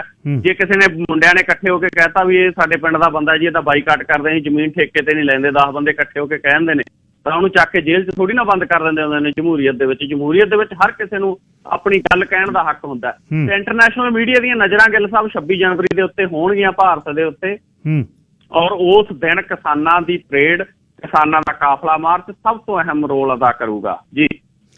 ਅੱਛਾ, ਖੁਦਕੁਸ਼ੀਆਂ ਪੰਜਾਬ ਦੇ ਵਿੱਚ ਹੋਈਆਂ, ਉਹ ਕਿੱਥੇ ਹੋਈਆਂ ਤੇ ਕੁਝ ਮੌਤਾਂ ਦੀ ਵੀ ਸਵੇਰੇ ਇੱਕ ਮੈਨੂੰ 18 ਵਰ੍ਹਿਆਂ ਦੇ ਮੁੰਡੇ ਦੀ ਵੀ ਕੋਈ ਸਿੰਘੂ ਬਾਰਡਰ ਤੇ ਜਿਹੜਾ ਉੱਥੇ ਧਰਨੇ ਤੇ ਬੈਠੇ ਦੀ ਇਹ ਜਿਹੜੀ ਸ਼ਹੀਦੀ ਹੋਈ ਆ, ਕੀ ਹੋਇਆ ਜੀ ਇਹ ਦੱਸਿਓ ਤੇ ਟੋਟਲ ਕਿੰਨੇ ਹੋ ਗਏ ਹੁਣ? ਜੀ ਗੱਲ ਸਾਹਿਬ ਬਹੁਤ ਮੰਦਭਾਗੀਆਂ ਘਟਨਾਵਾਂ, 18 ਵਰ੍ਹਿਆਂ ਦੇ ਮੁੰਡੇ ਦੀ ਵੀ ਨੌਜਵਾਨ ਦੀ ਮੌਤ ਆ ਜਿਹੜੀ ਉਹ ਹੋਈ ਆ, ਲਗਭਗ 60 ਮੌਤਾਂ ਹੋ ਚੁੱਕੀਆਂ ਨੇ। ਤੋਂ ਬਹੁਤ ਹੀ ਮੰਦਭਾਗੀਆਂ ਘਟਨਾਵਾਂ ਜਿਹੜੀਆਂ ਇਹ ਆ ਰਹੀਆਂ ਨੇ ਔਰ ਅੱਜ ਵੀ 2 ਕਿਸਾਨਾਂ ਦੀ ਸ਼ਹਾਦਤ ਦੀ ਖਬਰ ਆ ਜਿਹੜੀ ਉਹ ਆਈ ਹੈ ਤੇ 2 ਕਿਸਾਨਾਂ ਦੀ ਸ਼ਹਾਦਤ ਦੀ ਖਬਰ ਆ ਜਿਹੜੀ ਉਹ ਕੱਲ ਆਈ ਸੀ ਦਿੱਲੀ ਮੋਰਚੇ ਦੇ ਵਿੱਚ ਗਏ ਹੋਏ ਕਿਸਾਨਾਂ ਦੀ। ਔਰ ਅੱਜ 2 ਗਿੱਲ ਸਾਹਿਬ ਹੋਰ ਵੱਡੀਆਂ ਘਟਨਾਵਾਂ ਆਪਣੇ ਪੰਜਾਬ 'ਚ ਵਾਪਰੀਆਂ ਜਿਨ੍ਹਾਂ ਨੇ ਦਿਲ ਦਹਿਲਾ ਕੇ ਰੱਖ ਦਿੱਤੇ ਨੇ ਔਰ ਪੰਜਾਬ ਹਿਲਾ ਕੇ ਰੱਖ ਦਿੱਤਾ। ਇੱਕ ਤਾਂ ਸੰਗਰੂਰ ਦੇ ਨੇੜੇ ਪਿੰਡ ਪੈਂਦਾ ਸਾਰੋਂ, ਉੱਥੇ ਇੱਕ ਮਾਂ ਨੇ ਆਪਦੀਆਂ 2 ਧੀਆਂ ਨਾਲ ਫਾਹਾ ਲੈ ਕੇ ਖੁਦਕੁਸ਼ੀ ਕਰ ਲਈ ਔਰ ਬਹੁਤ ਮੰਦਭਾਗੀ ਘਟਨਾ ਗਿੱਲ ਸਾਹਿਬ। ਜਿਹੜੀਆਂ ਬੱਚੀਆਂ ਸੀ, ਇੱਕ ਦੀ ਉਮਰ 4 ਸਾਲਾਂ ਦੀ ਹੈ ਔਰ ਅੰਸ਼ ਨੂਰ ਕੌਰ ਆ ਉਹਦਾ ਨਾਂ, ਦੂਸਰੀ ਵਿਰਾਸਤ ਕੌਰ ਆ ਉਹਦੀ ਉਮਰ 2.5 ਸਾਲਾਂ ਦੀ ਹੈ। 4 ਸਾਲ ਤੇ 2.5 ਸਾਲ ਦੀਆਂ ਉਹਦੀਆਂ ਦੋਨਾਂ ਧੀਆਂ ਨੂੰ ਉਹਨੇ ਪਹਿਲਾਂ ਪੱਕੇ ਦੇ ਨਾਲ ਲਮਕਾ ਕੇ ਫਾਹਾ ਦੇਤਾ, ਉਦੋਂ ਬਾਅਦ ਆਪ ਫਾਹਾ ਗਾ ਜਿਹੜਾ ਉਹ ਬਲਜੀਤ ਕੌਰ ਨੇ ਲੈ ਲਿਆ। ਔਰ ਪਤਾ ਇਹ ਲੱਗਿਆ ਗਿੱਲ ਸਾਹਿਬ ਕਿ ਉਸ ਨੂੰ ਤੰਗ ਪਰੇਸ਼ਾਨ ਕੀਤਾ ਜਾ ਰਿਹਾ ਸੀ ਕਿ 2 ਕੁੜੀਆਂ ਦੇ ਕਰਕੇ ਉਹਨੂੰ ਤੰਗ ਪਰੇਸ਼ਾਨ ਕੀਤਾ ਜਾ ਰਿਹਾ ਸੀਗਾ। ਆਪਣੇ ਸਮਾਜ ਦੇ ਵਿੱਚ ਤੁਹਾਨੂੰ ਸ਼ੀਸ਼ਾ ਦਿਸਦਾ ਕਿ ਅੱਜ ਵੀ ਕਿਹੋ ਜਿਹੀਆਂ ਘਟਨਾਵਾਂ ਜਿਹੜੀਆਂ ਵਾਪਰਦੀਆਂ ਨੇ। ਦੂਸਰੀ ਸਮੂਹਿਕ ਖੁਦਕੁਸ਼ੀ ਦੀ ਘਟਨਾ ਦੇਖੋ, 3 ਮੌਤਾਂ ਇੱਥੇ ਹੋਈਆਂ। ਦੂਸਰੀ ਸਮੂਹਿਕ ਖੁਦਕੁਸ਼ੀ ਦੀ ਘਟਨਾ ਜਿਹੜੀ ਉਹ ਨਵਾਂ ਸ਼ਹਿਰ ਜ਼ਿਲ੍ਹੇ ਦੇ ਵਿੱਚ ਪਿੰਡ ਪੈਂਦਾ ਮਲਪੁਰ ਦੇ ਵਿੱਚ ਵਾਪਰੀ ਹੈ। ਉੱਥੇ ਵੀ 3 ਮੌਤਾਂ ਨੇ ਜਿਹੜੀਆਂ ਉਹ ਇਕੱਠੀਆਂ ਹੋਈਆਂ ਨੇ, ਉਹ ਵੀ ਸਮੂਹਿਕ ਖੁਦਕੁਸ਼ੀ ਦਾ ਮਸਲਾ ਹੈ। ਕੁੜੀ ਦਾ ਵਿਆਹ ਧਰਿਆ ਹੋਇਆ ਸੀ, 10 ਜਨਵਰੀ ਨੂੰ ਵਿਆਹ ਹੋਣਾ ਸੀ ਗਿੱਲ ਸਾਹਿਬ, ਸ਼ਗਨ ਲੱਗਣਾ ਸੀ ਅੱਜ, ਔਰ ਉਸ ਤੋਂ ਪਹਿਲਾਂ ਹੀ ਕੁੜੀ ਨੇ ਔਰ ਮਾਂ ਬਾਪ ਤਿੰਨਾਂ ਨੇ ਸਮੂਹਿਕ ਰੂਪ ਦੇ ਵਿੱਚ ਖੁਦਕੁਸ਼ੀ ਹੈ ਜਿਹੜੀ ਉਹ ਕਰ ਲਈ। 80 ਸਾਲਾਂ ਦੀ ਪਿਓ ਦੀ ਉਮਰ ਹੈ, 78 ਸਾਲਾਂ ਦੀ ਮਾਂ ਦੀ ਉਮਰ ਹੈ ਔਰ 38-40 ਸਾਲਾਂ ਦੀ ਧੀ ਦੀ ਉਮਰ ਹੈ। 10 ਜਨਵਰੀ ਨੂੰ ਵਿਆਹ ਹੋਣਾ, ਉਦੋਂ ਪਹਿਲਾਂ ਹੀ ਤਿੰਨਾਂ ਨੇ ਸਮੂਹਿਕ ਰੂਪ ਦੇ ਵਿੱਚ ਖੁਦਕੁਸ਼ੀ ਹੈ ਜਿਹੜੀ ਨਵਾਂ ਸ਼ਹਿਰ ਦੇ ਮਲਪੁਰ ਪਿੰਡ ਦੇ ਵਿੱਚ ਜਿਹੜੀ ਉਹ ਕਰ ਲਈ। ਸੋ ਇਹਦੇ 'ਚ ਮੁੱਢਲੀ ਜਾਂਚ ਤੋਂ ਜੇ ਤਾਂ ਪਤਾ ਲੱਗਣਾ ਗਿੱਲ ਸਾਹਿਬ ਅਜੇ, ਕਿਉਂਕਿ ਸ਼ੁਰੂਆਤੀ ਗੱਲ ਹੋਈ ਹੈ, ਕੁਝ ਹੀ ਘੰਟੇ ਪਹਿਲਾਂ ਦੀ ਇਹ ਘਟਨਾ ਸਾਹਮਣੇ ਆਈ ਹੈ ਵੀ ਕੀ ਕਾਰਨ ਰਿਹਾ, ਕਤਲ ਵੀ ਹੋ ਸਕਦਾ। ਪਰ ਜਿਹੜਾ ਮੁੱਢਲੀ ਜਾਂਚ ਤੋਂ ਪਤਾ ਲੱਗ ਰਿਹਾ, ਜੋ ਪਿੰਡ ਵਾਲੇ ਦੱਸ ਰਹੇ ਨੇ, ਜੋ ਪੁਲਿਸ ਦੀ ਮੁੱਢਲੀ ਜਾਂਚ ਤੋਂ ਸਾਹਮਣੇ ਆਇਆ, ਉਹ ਇਹ ਆਇਆ ਵੀ ਕੁੜੀ ਨੇ ਆਪਣੇ ਮਾਂ-ਬਾਪ ਨੂੰ ਪਹਿਲਾਂ ਮਾਰਿਆ, ਉਸ ਤੋਂ ਬਾਅਦ ਖੁਦਕੁਸ਼ੀ ਹੈ ਜਿਹੜੀ ਉਹ ਕੀਤੀ ਹੈ। ਕੀ ਕਾਰਨ ਰਿਹਾ, ਕੀ ਗੱਲਬਾਤ ਹੋਈ, ਇਹ ਵੀ ਦੱਸਿਆ ਜਾ ਰਿਹਾ ਕਿ ਕੁੜੀ ਕਾਫੀ ਚਿੰਤਤ ਸੀਗੀ ਕਿ ਵਿਆਹ ਤੋਂ ਬਾਅਦ ਮਾਤਾ-ਪਿਤਾ ਦਾ ਕੀ ਬਣੂਗਾ ਜਾਂ ਕੋਈ ਹੋਰ ਗੱਲ ਹੈ। ਇਹ ਪਤਾ ਲੱਗੂ 1-2 ਦਿਨਾਂ ਦੇ ਵਿੱਚ। ਪਰ ਜਿਹੜੀਆਂ 2 ਘਟਨਾਵਾਂ ਵਾਪਰੀਆਂ ਨੇ, ਇਹ 2 ਘਟਨਾਵਾਂ ਨੇ ਪੂਰਾ ਪੰਜਾਬ ਹਿਲਾ ਕੇ ਰੱਖਤਾ। ਅੱਜ ਜਦੋਂ ਪੂਰੀ ਦੁਨੀਆ ਦੇ ਵਿੱਚ ਪੰਜਾਬ ਦੀ ਤੂਤੀ ਬੋਲ ਰਹੀ ਆ, ਅੱਜ ਜਦੋਂ ਪੂਰੀ ਦੁਨੀਆ 'ਚ ਸਾਡੀ ਕੌਮ ਨੂੰ ਸਲਾਮਾਂ ਹੋ ਰਹੀਆਂ ਨੇ, ਔਰ ਅਸੀਂ ਐਡੀ ਸੋਹਣੀ ਲੜਾਈ ਦਿੱਲੀ ਦੇ ਬਾਰਡਰਾਂ ਤੇ ਲੜ ਰਹੇ ਹਾਂ, ਤਾਂ ਦੋ ਸਾਡੇ ਜਿਹੜੀਆਂ ਦਿਲ ਦੇ ਵਿੱਚ ਸਾਡੇ ਪੰਜਾਬ ਦੇ ਵਿੱਚ ਇਹ ਮਾਤਮ ਵਾਲੀਆਂ ਘਟਨਾਵਾਂ ਵਾਪਰੀਆਂ ਨੇ, ਦੋਨੇ ਹੀ ਮੰਦਭਾਗੀਆਂ ਨੇ। ਉਹ ਬਹੁਤ ਹੀ ਮਾੜੀ ਗੱਲ ਹੈ ਜਿਹੜੀ ਇਹ ਹੋਈ ਹੈ। ਜੀ ਗਿੱਲ ਸਾਹਿਬ। ਅੱਛਾ ਨਵਕਿਰਨ, ਬਰਡ ਫਲੂ ਦੀ ਗੱਲ ਚੱਲ ਪਈ ਦੁਬਾਰਾ ਭਾਰਤ 'ਚ। ਅੱਛਾ, ਇੱਕ ਜਿਹੜੇ ਸੰਘਰਸ਼ ਤੇ ਬੈਠੇ ਨੇ ਉਹਨਾਂ ਤੋਂ ਕੋਈ ਕਿਸੇ ਕਿਸਮ ਦੀ ਕੋਈ ਬਿਮਾਰੀ ਦੀ, ਕੋਈ ਕੋਵਿਡ ਵਗੈਰਾ ਦਾ ਇਹੋ ਜਿਹੀ ਤਾਂ ਕੋਈ ਗੱਲਬਾਤ ਹੈ ਨਹੀਂ? ਇਹਨਾਂ ਦੋਨਾਂ ਬਾਰੇ ਦੱਸਿਓ। ਕੋਈ ਖਬਰ ਨਹੀਂ ਆਈ ਜੀ। ਗਿੱਲ ਸਾਹਿਬ ਦੇਖੋ, ਅੱਜ 41 ਦਿਨ ਤੋਂ ਵੱਧ ਹੋ ਗਏ ਨੇ। 26 ਨਵੰਬਰ ਨੂੰ ਦਿੱਲੀ ਦੀਆਂ ਸੜਕਾਂ ਰੋਕ ਲਈਆਂ ਸੀ ਜਾ ਕੇ ਪੰਜਾਬ ਵਾਲਿਆਂ ਨੇ, ਔਰ ਲੱਖ ਬੰਦਾ ਘੱਟੋ ਘੱਟ ਹਰੇਕ ਬਾਰਡਰ ਦੇ ਉੱਤੇ ਬੈਠਾ। 4 ਬਾਰਡਰ ਹੁਣ ਤਾਂ ਘੇਰੇ ਹੋਏ ਨੇ ਚਾਰੇ ਪਾਸਿਓਂ। ਔਰ ਗਿੱਲ ਸਾਹਿਬ, 1.25 ਮਹੀਨਾ ਹੋ ਗਿਆ, ਇੱਕ ਵੀ ਕੇਸ ਆ ਜਿਹੜਾ ਕਰੋਨਾ ਦਾ ਨਹੀਂ ਆਇਆ। ਇੱਕ ਵੀ ਕੇਸ ਕਰੋਨਾ ਵਾਇਰਸ ਦਾ ਸਾਹਮਣੇ ਨਹੀਂ ਆਇਆ। ਜਿਹੜੀ ਸਰਕਾਰ ਕਹਿੰਦੀ ਸੀ ਦਿੱਲੀ 'ਚ ਕਰੋਨਾ ਹੋ ਗਿਆ ਜੀ, ਇਹਦੇ ਨਾਲ ਕਰੋਨਾ ਫੈਲ ਜਾ। ਕਿਸਾਨ ਆਗੂ ਵੀ ਕਹਿੰਦਾ ਸੀ ਇਹ ਜਿਹੜੇ ਉਂਝ ਤਾਂ ਆਪਾਂ ਅੱਗੇ ਜਾ ਕੇ ਗਿੱਲ ਸਾਹਿਬ ਜਦੋਂ ਐਜੂਕੇਸ਼ਨ ਜਿੱਤ ਲਈ ਉਦੋਂ ਬਾਅਦ ਜਾ ਕੇ ਦੱਸਾਂਗੇ ਵੀ ਕਿਹੜੇ ਕਿਸਾਨ ਜਥੇਬੰਦੀ ਦਾ ਕੀ ਰੋਲ ਰਿਹਾ, ਕਿਹੜਾ ਕਿਸਾਨ ਆਗੂ ਕੀ ਕਰਦਾ ਰਿਹਾ, ਕਿਉਂਕਿ ਪਤਾ ਆਪਾਂ ਨੂੰ ਹੁਣ ਵੀ ਆ। ਹੁਣ ਨਹੀਂ ਦੱਸ ਸਕਦੇ ਵੀ ਇਸ ਐਜੂਕੇਸ਼ਨ ਜਿਹੜੀ ਆ ਉਹ ਅੱਗੇ ਵਧੇ। ਇੱਕ ਕਿਸਾਨ ਆਗੂ BM ਸਿੰਘ ਯੂਪੀ ਦਾ, ਜਿਹੜਾ 400 ਜਥੇਬੰਦੀਆਂ ਦਾ ਮੁੱਖ ਆਗੂ ਸੀ, ਉਹ 2 ਦਿਨ ਪਹਿਲਾਂ 26 ਨਵੰਬਰ ਨੂੰ ਦਿੱਲੀ ਘੇਰਦੇ ਆ, 2 ਦਿਨ ਪਹਿਲਾਂ 24 ਨਵੰਬਰ ਨੂੰ ਜਿਹੜੀ ਵੀਡੀਓ ਪਾ ਰਿਹਾ ਵੀ ਕਰੋਨਾ ਬਹੁਤ ਹੈ ਜੀ, ਘਰੇ ਹੀ ਬਹਿ ਜਾਓ। ਔਰ ਜਦੋਂ 26 ਨੂੰ ਉੱਥੇ ਗਏ ਗਿੱਲ ਸਾਹਿਬ, ਮੈਂ ਦੇਖਿਆ ਮੂਹਰੇ ਤੁਰਿਆ ਫਿਰੇ ਪੁਲਿਸ ਵਾਲੇ ਪਾਸੇ, ਔਰ ਉਹ ਕਹੀ ਜਾਵੇ ਚਲੋ ਬਰਾੜੀ ਚੱਲੀਏ। ਤਾਂ ਇਹ ਮਤਲਬ ਜਿਹੜੀਆਂ ਘਟਨਾਵਾਂ ਨੇ ਉਹ ਜ਼ਰੂਰ ਸਾਹਮਣੇ ਆਈਆਂ ਸੀ। ਲੋਕਾਂ ਨੇ ਰੌਲਾ ਬਹੁਤ ਪਾਇਆ, ਸਰਕਾਰ ਨੇ ਬੜਾ ਰੌਲਾ ਪਾਇਆ ਸੀ, ਪਰ ਕੋਈ ਕਰੋਨਾ ਦਾ ਕੇਸ ਸਾਹਮਣੇ ਨਹੀਂ ਆਇਆ। ਹੁਣ ਜਿਹੜੀ ਗੱਲ ਸਾਹਮਣੇ ਆ ਰਹੀ ਆ, ਹੁਣ ਗਿੱਲ ਸਾਹਿਬ ਕੱਲ ਦੀ ਚਰਚਾ ਚੱਲੀ ਹੋਈ ਹੈ। ਕੱਲ ਚੱਲੀ ਸੀ ਵੀ ਕੇਰਲਾ ਦੇ ਵਿੱਚ ਜਿਹੜੀ ਬਰਡ ਫਲੂ ਦੀ ਬਿਮਾਰੀ ਆ ਉਹ ਆ ਗਈ।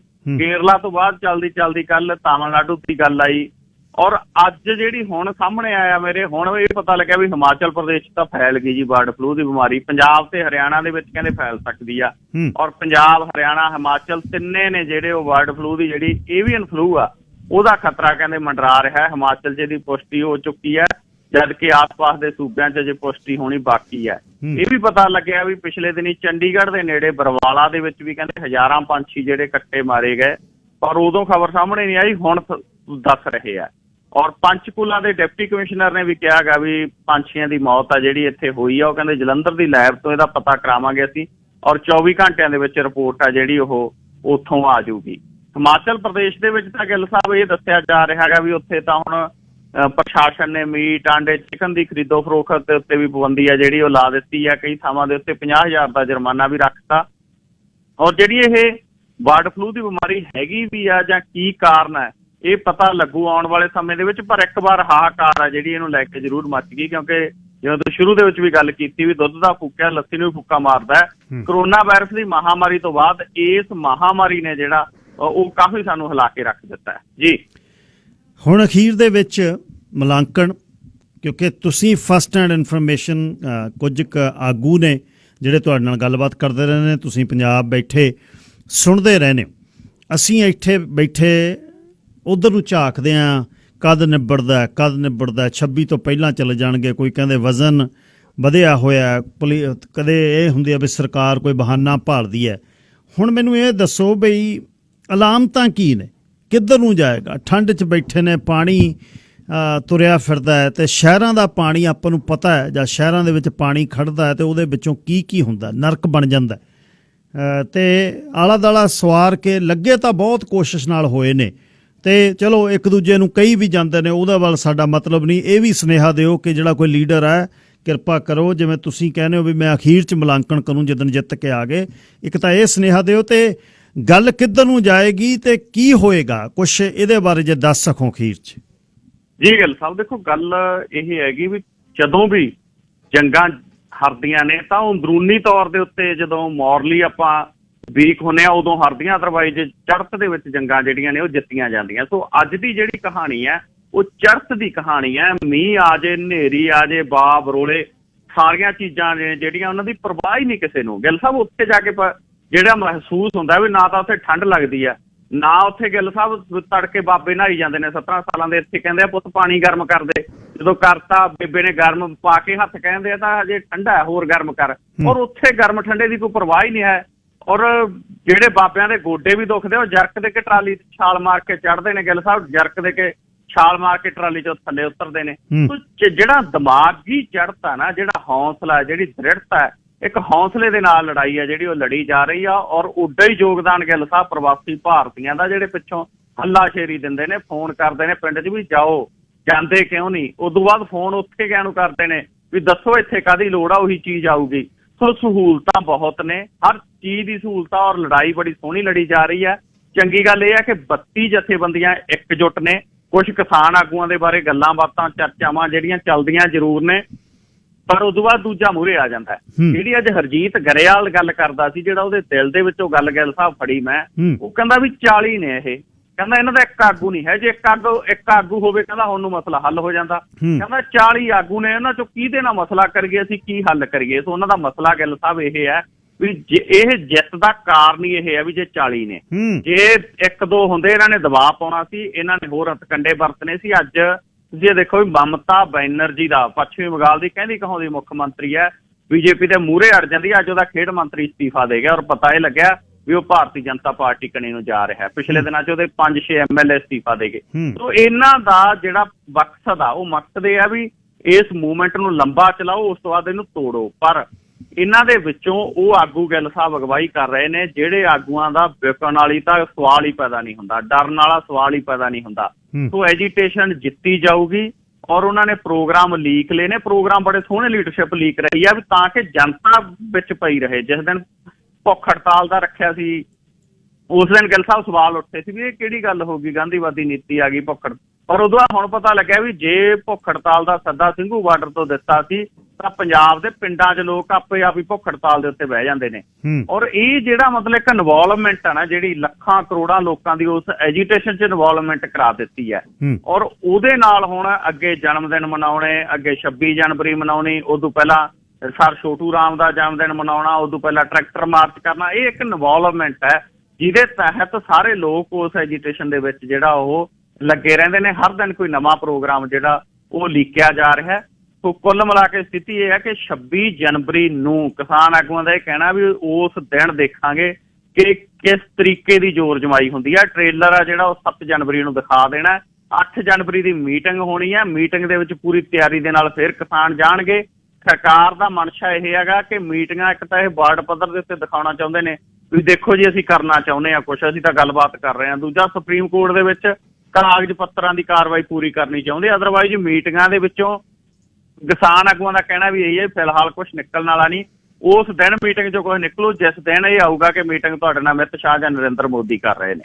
ਜੀ ਗਿੱਲ ਸਾਹਿਬ, ਧੰਨਵਾਦ ਬਹੁਤ ਬਹੁਤ ਨਵਕਿਰਨ। ਤੇ ਤੁਸੀਂ ਕਦ ਪਹੁੰਚਣਾ ਜੀ? ਹੁਣ ਆਉਣ ਵਾਲੇ ਦਿਨਾਂ ਦੇ ਵਿੱਚ ਤਿਆਰੀ ਹੈ ਜਾਂ ਹਲੇ ਅਟਕਣਾ? ਤਿਆਰੀ ਹੈ ਗਿੱਲ ਸਾਹਿਬ, ਅਗਲੇ ਹਫ਼ਤੇ ਪਹੁੰਚਾਂਗੇ ਆਪਾਂ, ਕੋਸ਼ਿਸ਼ ਕਰਾਂਗੇ ਲੋਹੜੀ ਉੱਥੋਂ ਮਨਾਈਏ ਜੀ। ਧੰਨਵਾਦ ਬਹੁਤ ਬਹੁਤ, ਸ਼ੋਭੇ ਸ਼ਾਮਾਂ ਤੇ ਚੜ੍ਹਦੀ ਕਲਾ। ਕੱਲ ਨੂੰ ਸਵੇਰੇ ਫੇਰ ਗੱਲਬਾਤ ਹੋਏਗੀ। ਸ਼ੁਕਰੀਆ ਜੀ, ਬਹੁਤ ਬਹੁਤ ਧੰਨਵਾਦ। ਸਰ ਨਵਕਿਰਨ ਸਿੰਘ ਪੱਤੀ ਗੱਲਬਾਤ ਕਰ ਰਹੇ ਸੀ। ਹਰਜੀਤ ਸਿੰਘ ਗਿੱਲ ਸ਼ੋਅ ਦੇ ਵਿੱਚ ਤੁਹਾਡਾ ਸਵਾਗਤ। ਗੱਲਬਾਤ ਨਵਕਿਰਨ ਸਿੰਘ ਪੱਤੀ ਦੀ ਤੁਸੀਂ ਸੁਣ ਕੇ ਹਟੇ ਹੋ। ਖਬਰਾਂ ਤੋਂ ਪਹਿਲਾਂ ਥੋੜ੍ਹਾ ਜਿਹਾ ਮੁਲਾਂਕਣ ਇਸ ਗੱਲ ਦਾ ਕਰ ਲਈਏ ਕਿ ਉੱਥੇ ਕੀ ਹੋ ਰਿਹਾ। ਆਪਾਂ ਸਾਰੇ ਬਹੁਤ ਨੇੜਿਓਂ ਉਸ ਸੰਘਰਸ਼ ਨਾਲ ਜੁੜੇ ਹੋਏ ਹਾਂ। ਇਹ ਵੀ ਗੱਲ ਨਾਲ ਚੱਲਦੀ ਆ ਵੀ ਉਸ ਸੰਘਰਸ਼ ਦੀਆਂ ਹੋਰ ਪਰਤਾਂ ਖੋਲ੍ਹਦੇ ਨੇ ਜਿਹੜੇ, ਉਹ ਕਹਿੰਦੇ ਨਾ ਅਸੀਂ ਖਬਰ ਅਸਲ ਲਿਆਉਂਦੇ ਹਾਂ ਜਿਹਦੇ ਕਰਕੇ ਸਾਡਾ ਮਾਣ ਹੈ ਉਸ ਸੰਘਰਸ਼ ਦੇ ਵਿੱਚ, ਲੋਕਾਂ ਤੋਂ ਹਟ ਕੇ ਗੱਲ ਕਰਦੇ। ਪਰ 2% ਦੇ ਕਰੀਬ ਤੇ 98% ਦੁਨੀਆ ਦੇ ਵਿੱਚ ਕੋਈ ਵੀ ਉਸ ਸੰਘਰਸ਼ ਵੱਲ ਦੇਖਦਾ ਕਿਤੇ ਵੀ ਬੈਠਾ ਜਿਹਨੂੰ ਪਤਾ ਵੀ ਨਹੀਂ। ਈਵਨ ਰੈਲੀਆਂ ਜਿਹੜੀਆਂ ਲੋਕਲ ਹੋਈਆਂ ਉਹਦੇ ਵਿੱਚ ਲੰਘਿਆ ਜਾਂਦਾ, ਕੋਈ ਇੱਥੇ ਦਾ ਜਿਹੜਾ ਵਾਸੀ ਹੈ ਉਹ ਕਹਿੰਦਾ ਕੀ ਹੈ ਇਹ, ਉਹ ਕਈ ਵਾਰ ਉਹਨਾਂ ਨੂੰ ਨਹੀਂ ਪਤਾ ਲੱਗਦਾ ਕਿ ਇਹ ਕਿੱਥੇ ਹੋ ਰਿਹਾ। ਕਿਉਂਕਿ ਜਦੋਂ ਫਾਰਮਰਸ ਦੀ ਗੱਲ ਕਰਦਾ ਉਹਨਾਂ ਦੇ ਦਿਮਾਗ ਦੇ ਵਿੱਚ ਇਹ ਗੱਲ ਰਹਿੰਦੀ ਹੈ ਕਿ ਫਾਰਮਰਸ ਇੱਥੇ ਵੀ ਤੰਗ ਨੇ। ਦੇਖੋ ਇਹ ਜਿਹੜੀ ਗੱਲਬਾਤ ਹੈ ਇਹ ਵੱਡੀ ਹੈ ਕਿ ਉਹਨਾਂ ਨੂੰ ਇਹ ਇਸ ਗੱਲ ਦਾ ਉਹਨਾਂ ਦੇ ਮਨ ਦੇ ਵਿੱਚ ਹੈ ਕਿ ਫਾਰਮਰਸ ਇੱਥੇ ਵੀ ਸੌਖੇ ਨਹੀਂ ਹੈ। ਉਹ ਕਹਿੰਦੇ ਇੱਥੇ ਦੀ ਗੱਲ ਹੋ ਰਹੀ ਹੈ ਨਹੀਂ। ਪਰ ਐਡਾ ਵਧੀਆ ਸੰਘਰਸ਼ ਜਿਹੜਾ ਅਸਲ ਇੱਕੋ ਹੀ ਚੀਜ਼ ਨੇ ਹੁਣ ਤੱਕ ਬਚਾ ਕੇ ਰੱਖੇ ਨੇ ਤੇ ਬਚਣ ਵੀ ਕਿ ਸ਼ਾਂਤਮਈ ਜਿਹੜਾ ਇਹ ਸੰਘਰਸ਼ ਚੱਲ ਰਿਹਾ। ਲੱਠਮਾਰ ਜਿਹੜੇ ਨੇ ਵਿੱਚ ਵੜ ਸਕਦੇ ਨੇ, ਜਿਵੇਂ ਜਿਹੜਾ ਜਾਟਾਂ ਦੇ ਅੰਦੋਲਨ 'ਚ ਹੋਇਆ, ਜਾਟਾਂ ਨੂੰ ਜਦ ਤੋੜਨ ਦੇ ਲਈ ਉਹਨਾਂ ਦੇ ਵਿੱਚ ਵੜ ਗਏ, ਕਿਹੜਾ ਪਤਾ ਲੱਗਦਾ ਕਿ ਕੌਣ 50,000 ਬੰਦਿਆਂ ਦੇ ਵਿੱਚ ਕਿਹੜੇ ਬੰਦੇ ਗੋਲੀ ਕਿੱਧਰ ਨੂੰ ਚਲਾ ਗਏ। ਬਸ ਇਹੀ ਬੱਚਤ ਆਪਣੀ ਰਹਿ ਜੇ ਕਿ ਉੱਥੇ ਕੰਮ ਸ਼ਾਂਤਮਈ ਰਹੇ। ਡਿਫਰੈਂਸਿਸ ਨੇ ਜਿਹੜੇ ਆਪਸ ਵਿੱਚ, ਉਹ ਤਾਂ ਰਹਿਣੇ ਨੇ, ਉਹ ਕਦੇ ਵੀ ਹਟਦੇ ਨਹੀਂ, ਅਤੇ ਉਹਦੀ ਗੱਲ ਬਾਹਰ ਨਾ ਆਵੇ ਅਤੇ ਉਹਦੇ ਬਾਰੇ ਜਨਤਕ ਨਾ ਹੋਵੇ। ਸੁਰਾਂ ਜਿਹੜੀਆਂ ਨੇ ਉਹ ਕਦੇ ਵੀ ਨਹੀਂ, ਇਹ ਇੱਕ ਚਾਹੇ 78 ਸੀ, ਚਾਹੇ 84 ਸੀ, ਚਾਹੇ 92 93 ਦਾ ਸਮਾਂ ਸੀ, ਖੱਬੇ ਪੱਖੀ ਜਿੰਨੇ ਵੀ ਇਹ ਬੰਦੇ ਸੋਚਦੇ ਆ ਵੀ ਅਸੀਂ ਬੌਧਿਕ ਵਰਗ ਆ, ਸਾਨੂੰ ਪੜ੍ਹਾਈ ਲਿਖਾਈ ਆਉਂਦੀ ਹੈ, ਉਹਨਾਂ ਨੇ ਪੰਜਾਬ ਦੇ ਉਸ ਸੰਘਰਸ਼ ਦੀ ਵੀ ਜਿਹੜੀ ਹੈ ਵਿਰੋਧਤਾ ਕੀਤੀ ਅਤੇ ਸ਼ਰੇਆਮ ਕੀਤੀ। ਉਹਦੇ ਵਿੱਚ ਹੁਣ ਵੀ ਉਹਨਾਂ ਦਾ ਧਰਮ ਦੇ ਨਾਲ ਉਹਨਾਂ ਦਾ ਨਾਤਾ ਨਹੀਂ ਹੈ ਕੋਈ। ਉਹ ਚਾਹੇ ਫਤਿਹ ਬੁਲਾ ਲੈਣ, ਚਾਹੇ ਦਸਤਾਰਾਂ ਉਹਨਾਂ ਨੇ ਬੰਨੀਆਂ ਨੇ, ਦਾੜੇ ਪ੍ਰਕਾਸ਼ ਨੇ, ਉਹਨਾਂ ਦੀ ਨਿੱਜੀ ਗੱਲ ਹੈ ਇਹ, ਪਰ ਉਹਨਾਂ ਨੂੰ ਕਹਿ ਦਊਂ ਵੀ ਉਹ ਧਰਮ ਦੇ ਵਿੱਚ ਵਿਸ਼ਵਾਸ ਰੱਖਦੇ ਨਹੀਂ, ਕਿਉਂਕਿ ਉਹ ਉਸੇ ਤਰ੍ਹਾਂ ਹੀ ਉਹ ਜ਼ਿੰਦਗੀ ਦੇ ਵਿੱਚ ਜੀਵੇ ਨੇ ਅਤੇ ਬਦਲ ਨਹੀਂ ਉਹਨਾਂ ਨੂੰ ਸਕਦੇ ਕੋਈ। ਪਰ ਇਕੱਠੇ ਰਹਿਣ, ਆਗੂਆਂ ਦਾ ਸਤਿਕਾਰ ਉਹਨਾਂ ਦਾ ਹੋਣਾ ਚਾਹੀਦਾ, ਚਾਹੇ ਉਹ 200 ਬੰਦਾ ਲੈ ਗਏ, 500 ਚਾਹੇ 1000 ਲੈ ਕੇ ਗਏ, ਆਗੂ ਹੈ। ਹਾਂ, ਜਦ ਉਹ ਮੂਲੋਂ ਇੱਧਰ ਉੱਧਰ ਗੱਲਾਂ ਕਰਦੇ, ਲੋਕ ਪਿੱਛੇ ਪੈ ਜਾਂਦੇ ਆ। ਇਹ ਵੀ ਤੁਸੀਂ ਵੇਖਿਆ ਕਿ ਨਹੀਂ ਚੱਲਦੇ ਲੋਕ।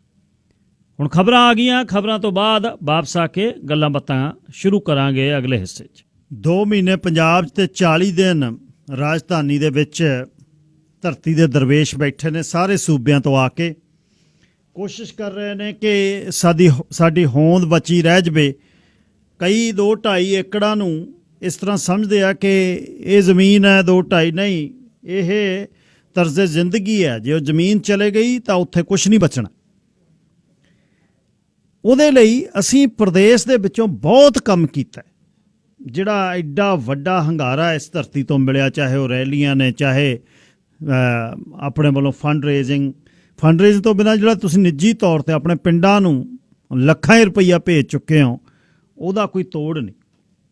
ਹੁਣ ਇੱਕ ਮੇਰੇ ਗੱਲ ਮਨ 'ਚ ਆਉਂਦੀ ਹੈ ਕਿ ਉਹਨਾਂ ਨੂੰ ਤਾਂ ਭੇਜਤਾ, ਪਰ ਉੱਥੋਂ ਆਇਆ ਹੋਇਆ ਜਿਹੜਾ 1.5 ਲੱਖ ਜਵਾਕ ਹੈ, ਜਿਹੜਾ ਸਾਡੇ ਇਸ ਖਿੱਤੇ ਦੇ ਵਿੱਚ, ਜਾਂ 2 ਲੱਖ 2.5 ਲੱਖ ਟੋਟਲ ਕਿਤੇ ਵੀ ਬੈਠੇ ਤੁਸੀਂ ਪ੍ਰੋਗਰਾਮ ਸੁਣਦੇ ਹੋ, ਉਹਨਾਂ ਲਈ ਜਾਂ ਉਹਨਾਂ ਦੇ ਹੁਣ ਪਰਿਵਾਰਾਂ ਲਈ ਅਸੀਂ ਇੱਥੋਂ ਬੈਠੇ ਇਮੀਡੀਏਟ ਜਿਹੜੇ ਸਾਡੇ ਕੋਲ ਨੇ, ਇਹਨਾਂ ਲਈ ਕੀ ਕਰ ਸਕਦੇ? ਕੀ ਸਾਡੇ 'ਚ ਜਿਗਰਾ ਹੈ ਕਿ ਅਸੀਂ $200-300-400 ਘੱਟ, ਕਿਉਂਕਿ ਪੈਸਾ ਧੇਲਾ ਤਾਂ ਉੱਥੋਂ ਹੀ ਆਉਣਾ, ਇੱਥੇ ਕਿੰਨਾ ਕੁ ਕੰਮ ਕਰਦੇ ਆ, 20 ਘੰਟੇ ਨਾਲ ਕੁਛ ਨਹੀਂ ਹੁੰਦਾ। ਕੀ ਇਹ $500-700-800 ਵਾਲੀਆਂ ਰੈਂਟ ਵਾਲੀਆਂ ਜਿਹੜੀਆਂ ਬੇਸਮੈਂਟਾਂ ਜਿਹੜੀਆਂ 1500 ਤੇ ਅਸੀਂ ਚਾੜ ਦਿੱਤੀਆਂ, ਜਾਂ ਪਰ ਪਰਸਨ $400 ਆ ਜਾਓ, 20 ਜਣੇ 10 ਜਣੇ ਜਿੰਨੇ ਮਰਜ਼ੀ ਰਹਿ ਲਓ, ਇਹ ਕੁਛ ਅਸੀਂ ਬਦਲ ਸਕਦੇ ਹਾਂ? ਜਾਂ ਕੀ ਆਉਣ ਵਾਲੇ 2 ਸਾਲਾਂ ਲਈ ਅਸੀਂ ਜਿਹੜਾ ਠੇਕਾ ਲੈਂਦੇ ਹਾਂ, ਹਾਲਾ ਲੈਂਦੇ ਹਾਂ, ਮਾਲਵੇ 'ਚ 50-50 ਹਜ਼ਾਰ ਨੂੰ ਹੋਇਆ ਪਿਆ, ਕੀ ਕੋਈ ਇਸ ਤਰ੍ਹਾਂ ਕਰ ਸਕਦਾ? ਕੋਈ ਦੱਸ ਸਕਦਾ ਆ ਕੇ ਵੀ ਮੈਂ ਕਹਿਤਾ ਵੀ ਭਾਈ ਆਹ ਸਾਲ ਦਾ ਤੇ ਤੋਂ ਲੈਣਾ ਨਹੀਂ ਠੇਕਾ, ਜਾਂ 25,000 ਲੈਣਾ, ਜਾਂ ਜਵਾਕ ਜਿਹੜੇ ਸਾਡੇ ਰਹਿੰਦੇ ਆ ਤੇ ਇਹਨਾਂ ਦੀ ਅਸੀਂ ਰੈਂਟ ਘਟਾ ਦਿੱਤਾ ਇਹਨਾਂ ਦਾ? ਕੀ ਕਰ ਸਕਦੇ ਹਾਂ ਅਸੀਂ? ਇੱਕ ਤਾਂ ਚਲੋ ਸਮੂਹਕ ਤੌਰ 'ਤੇ ਤੁਸੀਂ ਪੈਸਾ ਧੇਲਾ ਭੇਜਤਾ, ਟਰਾਲੀਆਂ ਲਈ ਖਰਚਾ ਭੇਜੀ ਜਾ ਰਹੇ ਹੋ, ਪਰ ਉਹਨਾਂ ਦੇ ਜਿਹੜੇ ਧੀ ਪੁੱਤ ਇੱਥੇ ਆਏ ਨੇ, ਉਹਨਾਂ ਲਈ ਕੀ ਅਸੀਂ ਕਰ ਸਕਦੇ ਹਾਂ? ਜਾਂ ਉਹਨਾਂ ਪਰਿਵਾਰਾਂ ਦਾ ਨਿੱਜੀ ਤੌਰ 'ਤੇ ਅਸੀਂ ਮਦਦ ਕੋਈ ਕਰਨੀ ਹੋਵੇ, ਉਹ ਕਿਵੇਂ ਕਰ ਸਕਦੇ ਹਾਂ? ਕਿਹੜੇ ਤਰੀਕੇ ਨਾਲ ਹਿੱਸਾ ਪਾ ਸਕਦੇ ਹਾਂ? ਕੁਝ ਸਮਾਂ ਮੈਂ ਇੱਥੇ ਗੱਲ ਕਰਨੀ ਚਾਹੁੰਦਾ। ਰਾਜਸਥਾਨੀ ਸਾਹਿਬ, ਤੁਸੀਂ ਏਅਰ 'ਤੇ ਹੋ ਜੀ? ਹਾਂਜੀ ਗਿਲ ਸਾਹਿਬ, ਸਤਿ ਸ੍ਰੀ ਅਕਾਲ ਜੀ। ਸਤਿ ਸ੍ਰੀ ਅਕਾਲ ਜੀ। ਪਹਿਲਾਂ ਤੁਹਾਨੂੰ ਜੀ ਨਵੇਂ ਸਾਲ ਦੀ ਵਧਾਈ ਹੋਵੇ। ਧੰਨਵਾਦ ਜੀ, ਬਹੁਤ ਬਹੁਤ ਤੁਹਾਨੂੰ ਵੀ ਜੀ। 2 ਕਮੈਂਟ ਕਰਨੇ ਮੈਂ ਜੀ। ਇੱਕ ਤਾਂ ਮੈਂ ਤੁਹਾਡੇ ਤੇ ਹੈਗਾ ਵੀ ਇਹ ਜਿਹੜਾ ਸਿੱਖੀ ਦਾ ਪੰਥ ਗੁਰੂ ਗੋਬਿੰਦ ਸਿੰਘ ਨੇ ਇਕੱਲਾ ਸਿੱਖ ਮਤਲਬ 1.25 ਲੱਖ ਵਰਗਾ ਬਣਾਇਆ, ਵੀ ਵਿਸ਼ਵ ਦੇ ਵਿੱਚ ਦੁਨੀਆ ਦੇ ਉੱਤੇ ਕੋਈ ਅਜੇ ਕਿਤੇ ਮਿਸਾਲ ਨਹੀਂ ਮਿਲਦੀ ਵੀ ਇਕੱਲਾ ਹੀ ਬੰਦਾ ਮਤਲਬ ਵੀ ਅੱਜ ਤੱਕ ਦੁਆਪਰ, ਤ੍ਰੇਤਾ, ਸਤਯੁਗ ਵੀ ਇਕੱਲਾ ਕਦੇ ਲੜਿਆ ਹੋਵੇ 1.25 ਲੱਖ ਨਾਲ। ਤੇ ਉਹ ਕੀ ਸ਼ਕਤੀ ਸੀ ਜਿਹਨੇ ਗੁਰੂ ਗੋਬਿੰਦ ਸਿੰਘ ਜੈਸਾ ਨਾ ਕੋਈ ਆਇਆ ਨਾ ਆਊਗਾ? ਉਹ ਕੀ ਸੋਚਿਆ, ਜਾਂ ਮਹਾਰਾਜ ਨੇ ਉਹਨਾਂ ਵਾਅਦਾ ਕੀਤਾ ਸੀ ਅਸੀਂ ਤੁਹਾਡੀ ਸਹਾਇਤਾ ਕਰਾਂਗੇ? ਤੁਸੀਂ ਜਿਹੜੇ ਇਸ ਚੀਜ਼ ਦਾ ਪ੍ਰਚਾਰ ਕਰਦੇ ਆ ਨਾ, ਤੇ ਬੜਾ ਮਨ ਖੁਸ਼ ਹੁੰਦਾ ਵੀ ਇਹਦੇ ਵਿੱਚ ਵੀ ਪ੍ਰਚਾਰ ਹੈ ਸਿੱਖੀ ਦਾ, ਪੰਥ ਦਾ, ਵੀ ਕੌਮ ਦਾ ਮਤਲਬ ਝੰਡਾ ਮਤਲਬ ਉੱਚਾ ਝੁਕਦਾ ਜਦੋਂ ਕੋਈ ਸੁਣਦਾ ਸਿਆਣਾ ਪੜ੍ਹਿਆ ਲਿਖਿਆ ਬੰਦਾ ਤੇ ਉਹਦੇ ਤੇ ਤੁਹਾਨੂੰ ਮੈਂ ਵਧਾਈ ਦਿੰਦਾ। ਧੰਨਵਾਦ ਜੀ। ਤੇ ਦੂਸਰਾ ਹੈਗਾ ਵੀ ਜਿਹੜਾ ਜੋਗਿੰਦਰ ਯਾਦਵ ਦਾ ਨਾਮ ਆਉਂਦਾ ਨਾ, ਉਹਦੇ ਪਿਓ ਨੇ ਪੜ੍ਹਾਇਆ ਸਾਨੂੰ। ਅੱਛਾ ਜੀ। ਹਾਂਜੀ, ਰੇਵਾੜੀ ਦੇ ਰਹਿਣ ਵਾਲੇ ਇਹ ਹਰਿਆਣੇ ਦੇ। ਅੱਛਾ ਜੀ। ਤੇ ਉਹਦੇ ਬਾਪ ਨੇ ਸਮਾਜਿਕ ਗਿਆਨ ਦਾ ਸਾਨੂੰ ਲੈਕਚਰਰ ਸੀਗਾ ਸਾਡੇ ਕਾਲਜ ਚ ਉਹ। ਅੱਛਾ, ਰਾਜਸਥਾਨ ਚ ਹਾਂਜੀ, ਖਾਲਸਾ ਕਾਲਜ ਦੇ ਵਿੱਚ। ਤੇ ਅਸੀਂ ਉਹਦੇ ਚੇਲੇ ਹੈਗੇ ਆ। ਅੱਛਾ ਜੀ। ਉਹਦੇ ਬਾਪ ਦੇ ਇਹ 2 ਭਰਾ ਤੇ 2 ਭੈਣਾਂ ਤੇ 1 ਭਰਾ ਸੀਗਾ। ਅੱਛਾ ਜੀ। ਇਹ ਉਦੋਂ 8 ਸਾਲ ਦਾ ਸੀਗਾ ਤੇ ਭੈਣਾਂ ਤਾਂ ਦੋਨੇ ਡਾਕਟਰ ਬਣ ਗਈਆਂ ਸੀਗੀਆਂ ਤੇ ਇਹ ਅਜੇ ਛੋਟਾ ਸੀ। ਉਦੋਂ ਬਾਅਦ ਫਿਰ ਸਾਡੀ ਮੁਲਾਕਾਤ ਨਹੀਂ ਹੋਈ ਇਹਦੇ ਨਾਲ ਤੇ ਫਿਰ ਉਹ ਰਿਟਾਇਰ ਹੋ ਗਏ, ਚਲੇ ਗਏ ਇੱਥੋਂ ਗੰਗਾ ਨਗਰ ਆਪਦੇ ਪਿੰਡਾਂ ਨੂੰ। ਤੇ ਹੁਣ ਜਾ ਕੇ ਉਹਦਾ ਨਾਂ ਜਿਸ ਵੇਲੇ ਫਿਰ ਅੰਨਾ ਦੇ ਵਿੱਚ ਮੂਵਮੈਂਟ ਚੱਲੀ, ਉਦੋਂ ਉਹਦਾ ਨਾਂ ਆਇਆ ਜੋਗਿੰਦਰ ਯਾਦਵ ਦਾ। ਚੱਲਦਾ ਵੀ ਫਿਰ ਅਸੀਂ ਫੋਨ ਕੀਤਾ ਉਹਦੇ ਗਾਂਹ ਤੇ ਗਾਂਹ ਕੋਈ ਸੱਜਣ ਮਿੱਤਰ ਨੂੰ। ਉਹ ਕਹਿੰਦੇ ਵੀ ਉਹ ਨਹੀਂ ਗਿਆ ਨੌਕਰੀ ਚ, ਉਹ ਤਾਂ ਸਮਾਜ ਸੇਵਾ ਤੇ ਲੱਗ ਗਿਆ ਕਿਸਾਨਾਂ ਦੇ। ਮਤਲਬ ਵੀ ਇੱਧਰ ਨਹੀਂ ਕੋਈ ਸੋਸ਼ਲ ਵਰਕਰ ਜਿੱਦਾਂ ਵੀ ਉਹਦੀ ਸੁਤਾ ਇੱਧਰ ਨੂੰ ਹੋ ਗਈ ਹੈਗੀ ਆ। ਤੇ ਇਸ ਵੇਲੇ ਤੁਸੀਂ ਦੇਖ ਲਓ ਵੀ ਉਹ ਜੋਗਿੰਦਰ ਯਾਦਵ ਦਾ ਨਾਂ ਆਉਂਦਾ ਤੇ ਉਹਨੇ ਜੈ ਜਵਾਨ ਜੈ ਕਿਸਾਨ ਆਪਣੀ ਸੰਸਥਾ ਵੀ ਬਣਾਈ ਹੋਈ ਹੈ ਤੇ ਕਿਸਾਨਾਂ ਦੇ ਕਈ ਮੂਵਮੈਂਟ ਉਹਨੇ ਚਲਾਏ ਭਾਰਤ ਦੇ ਵਿੱਚ।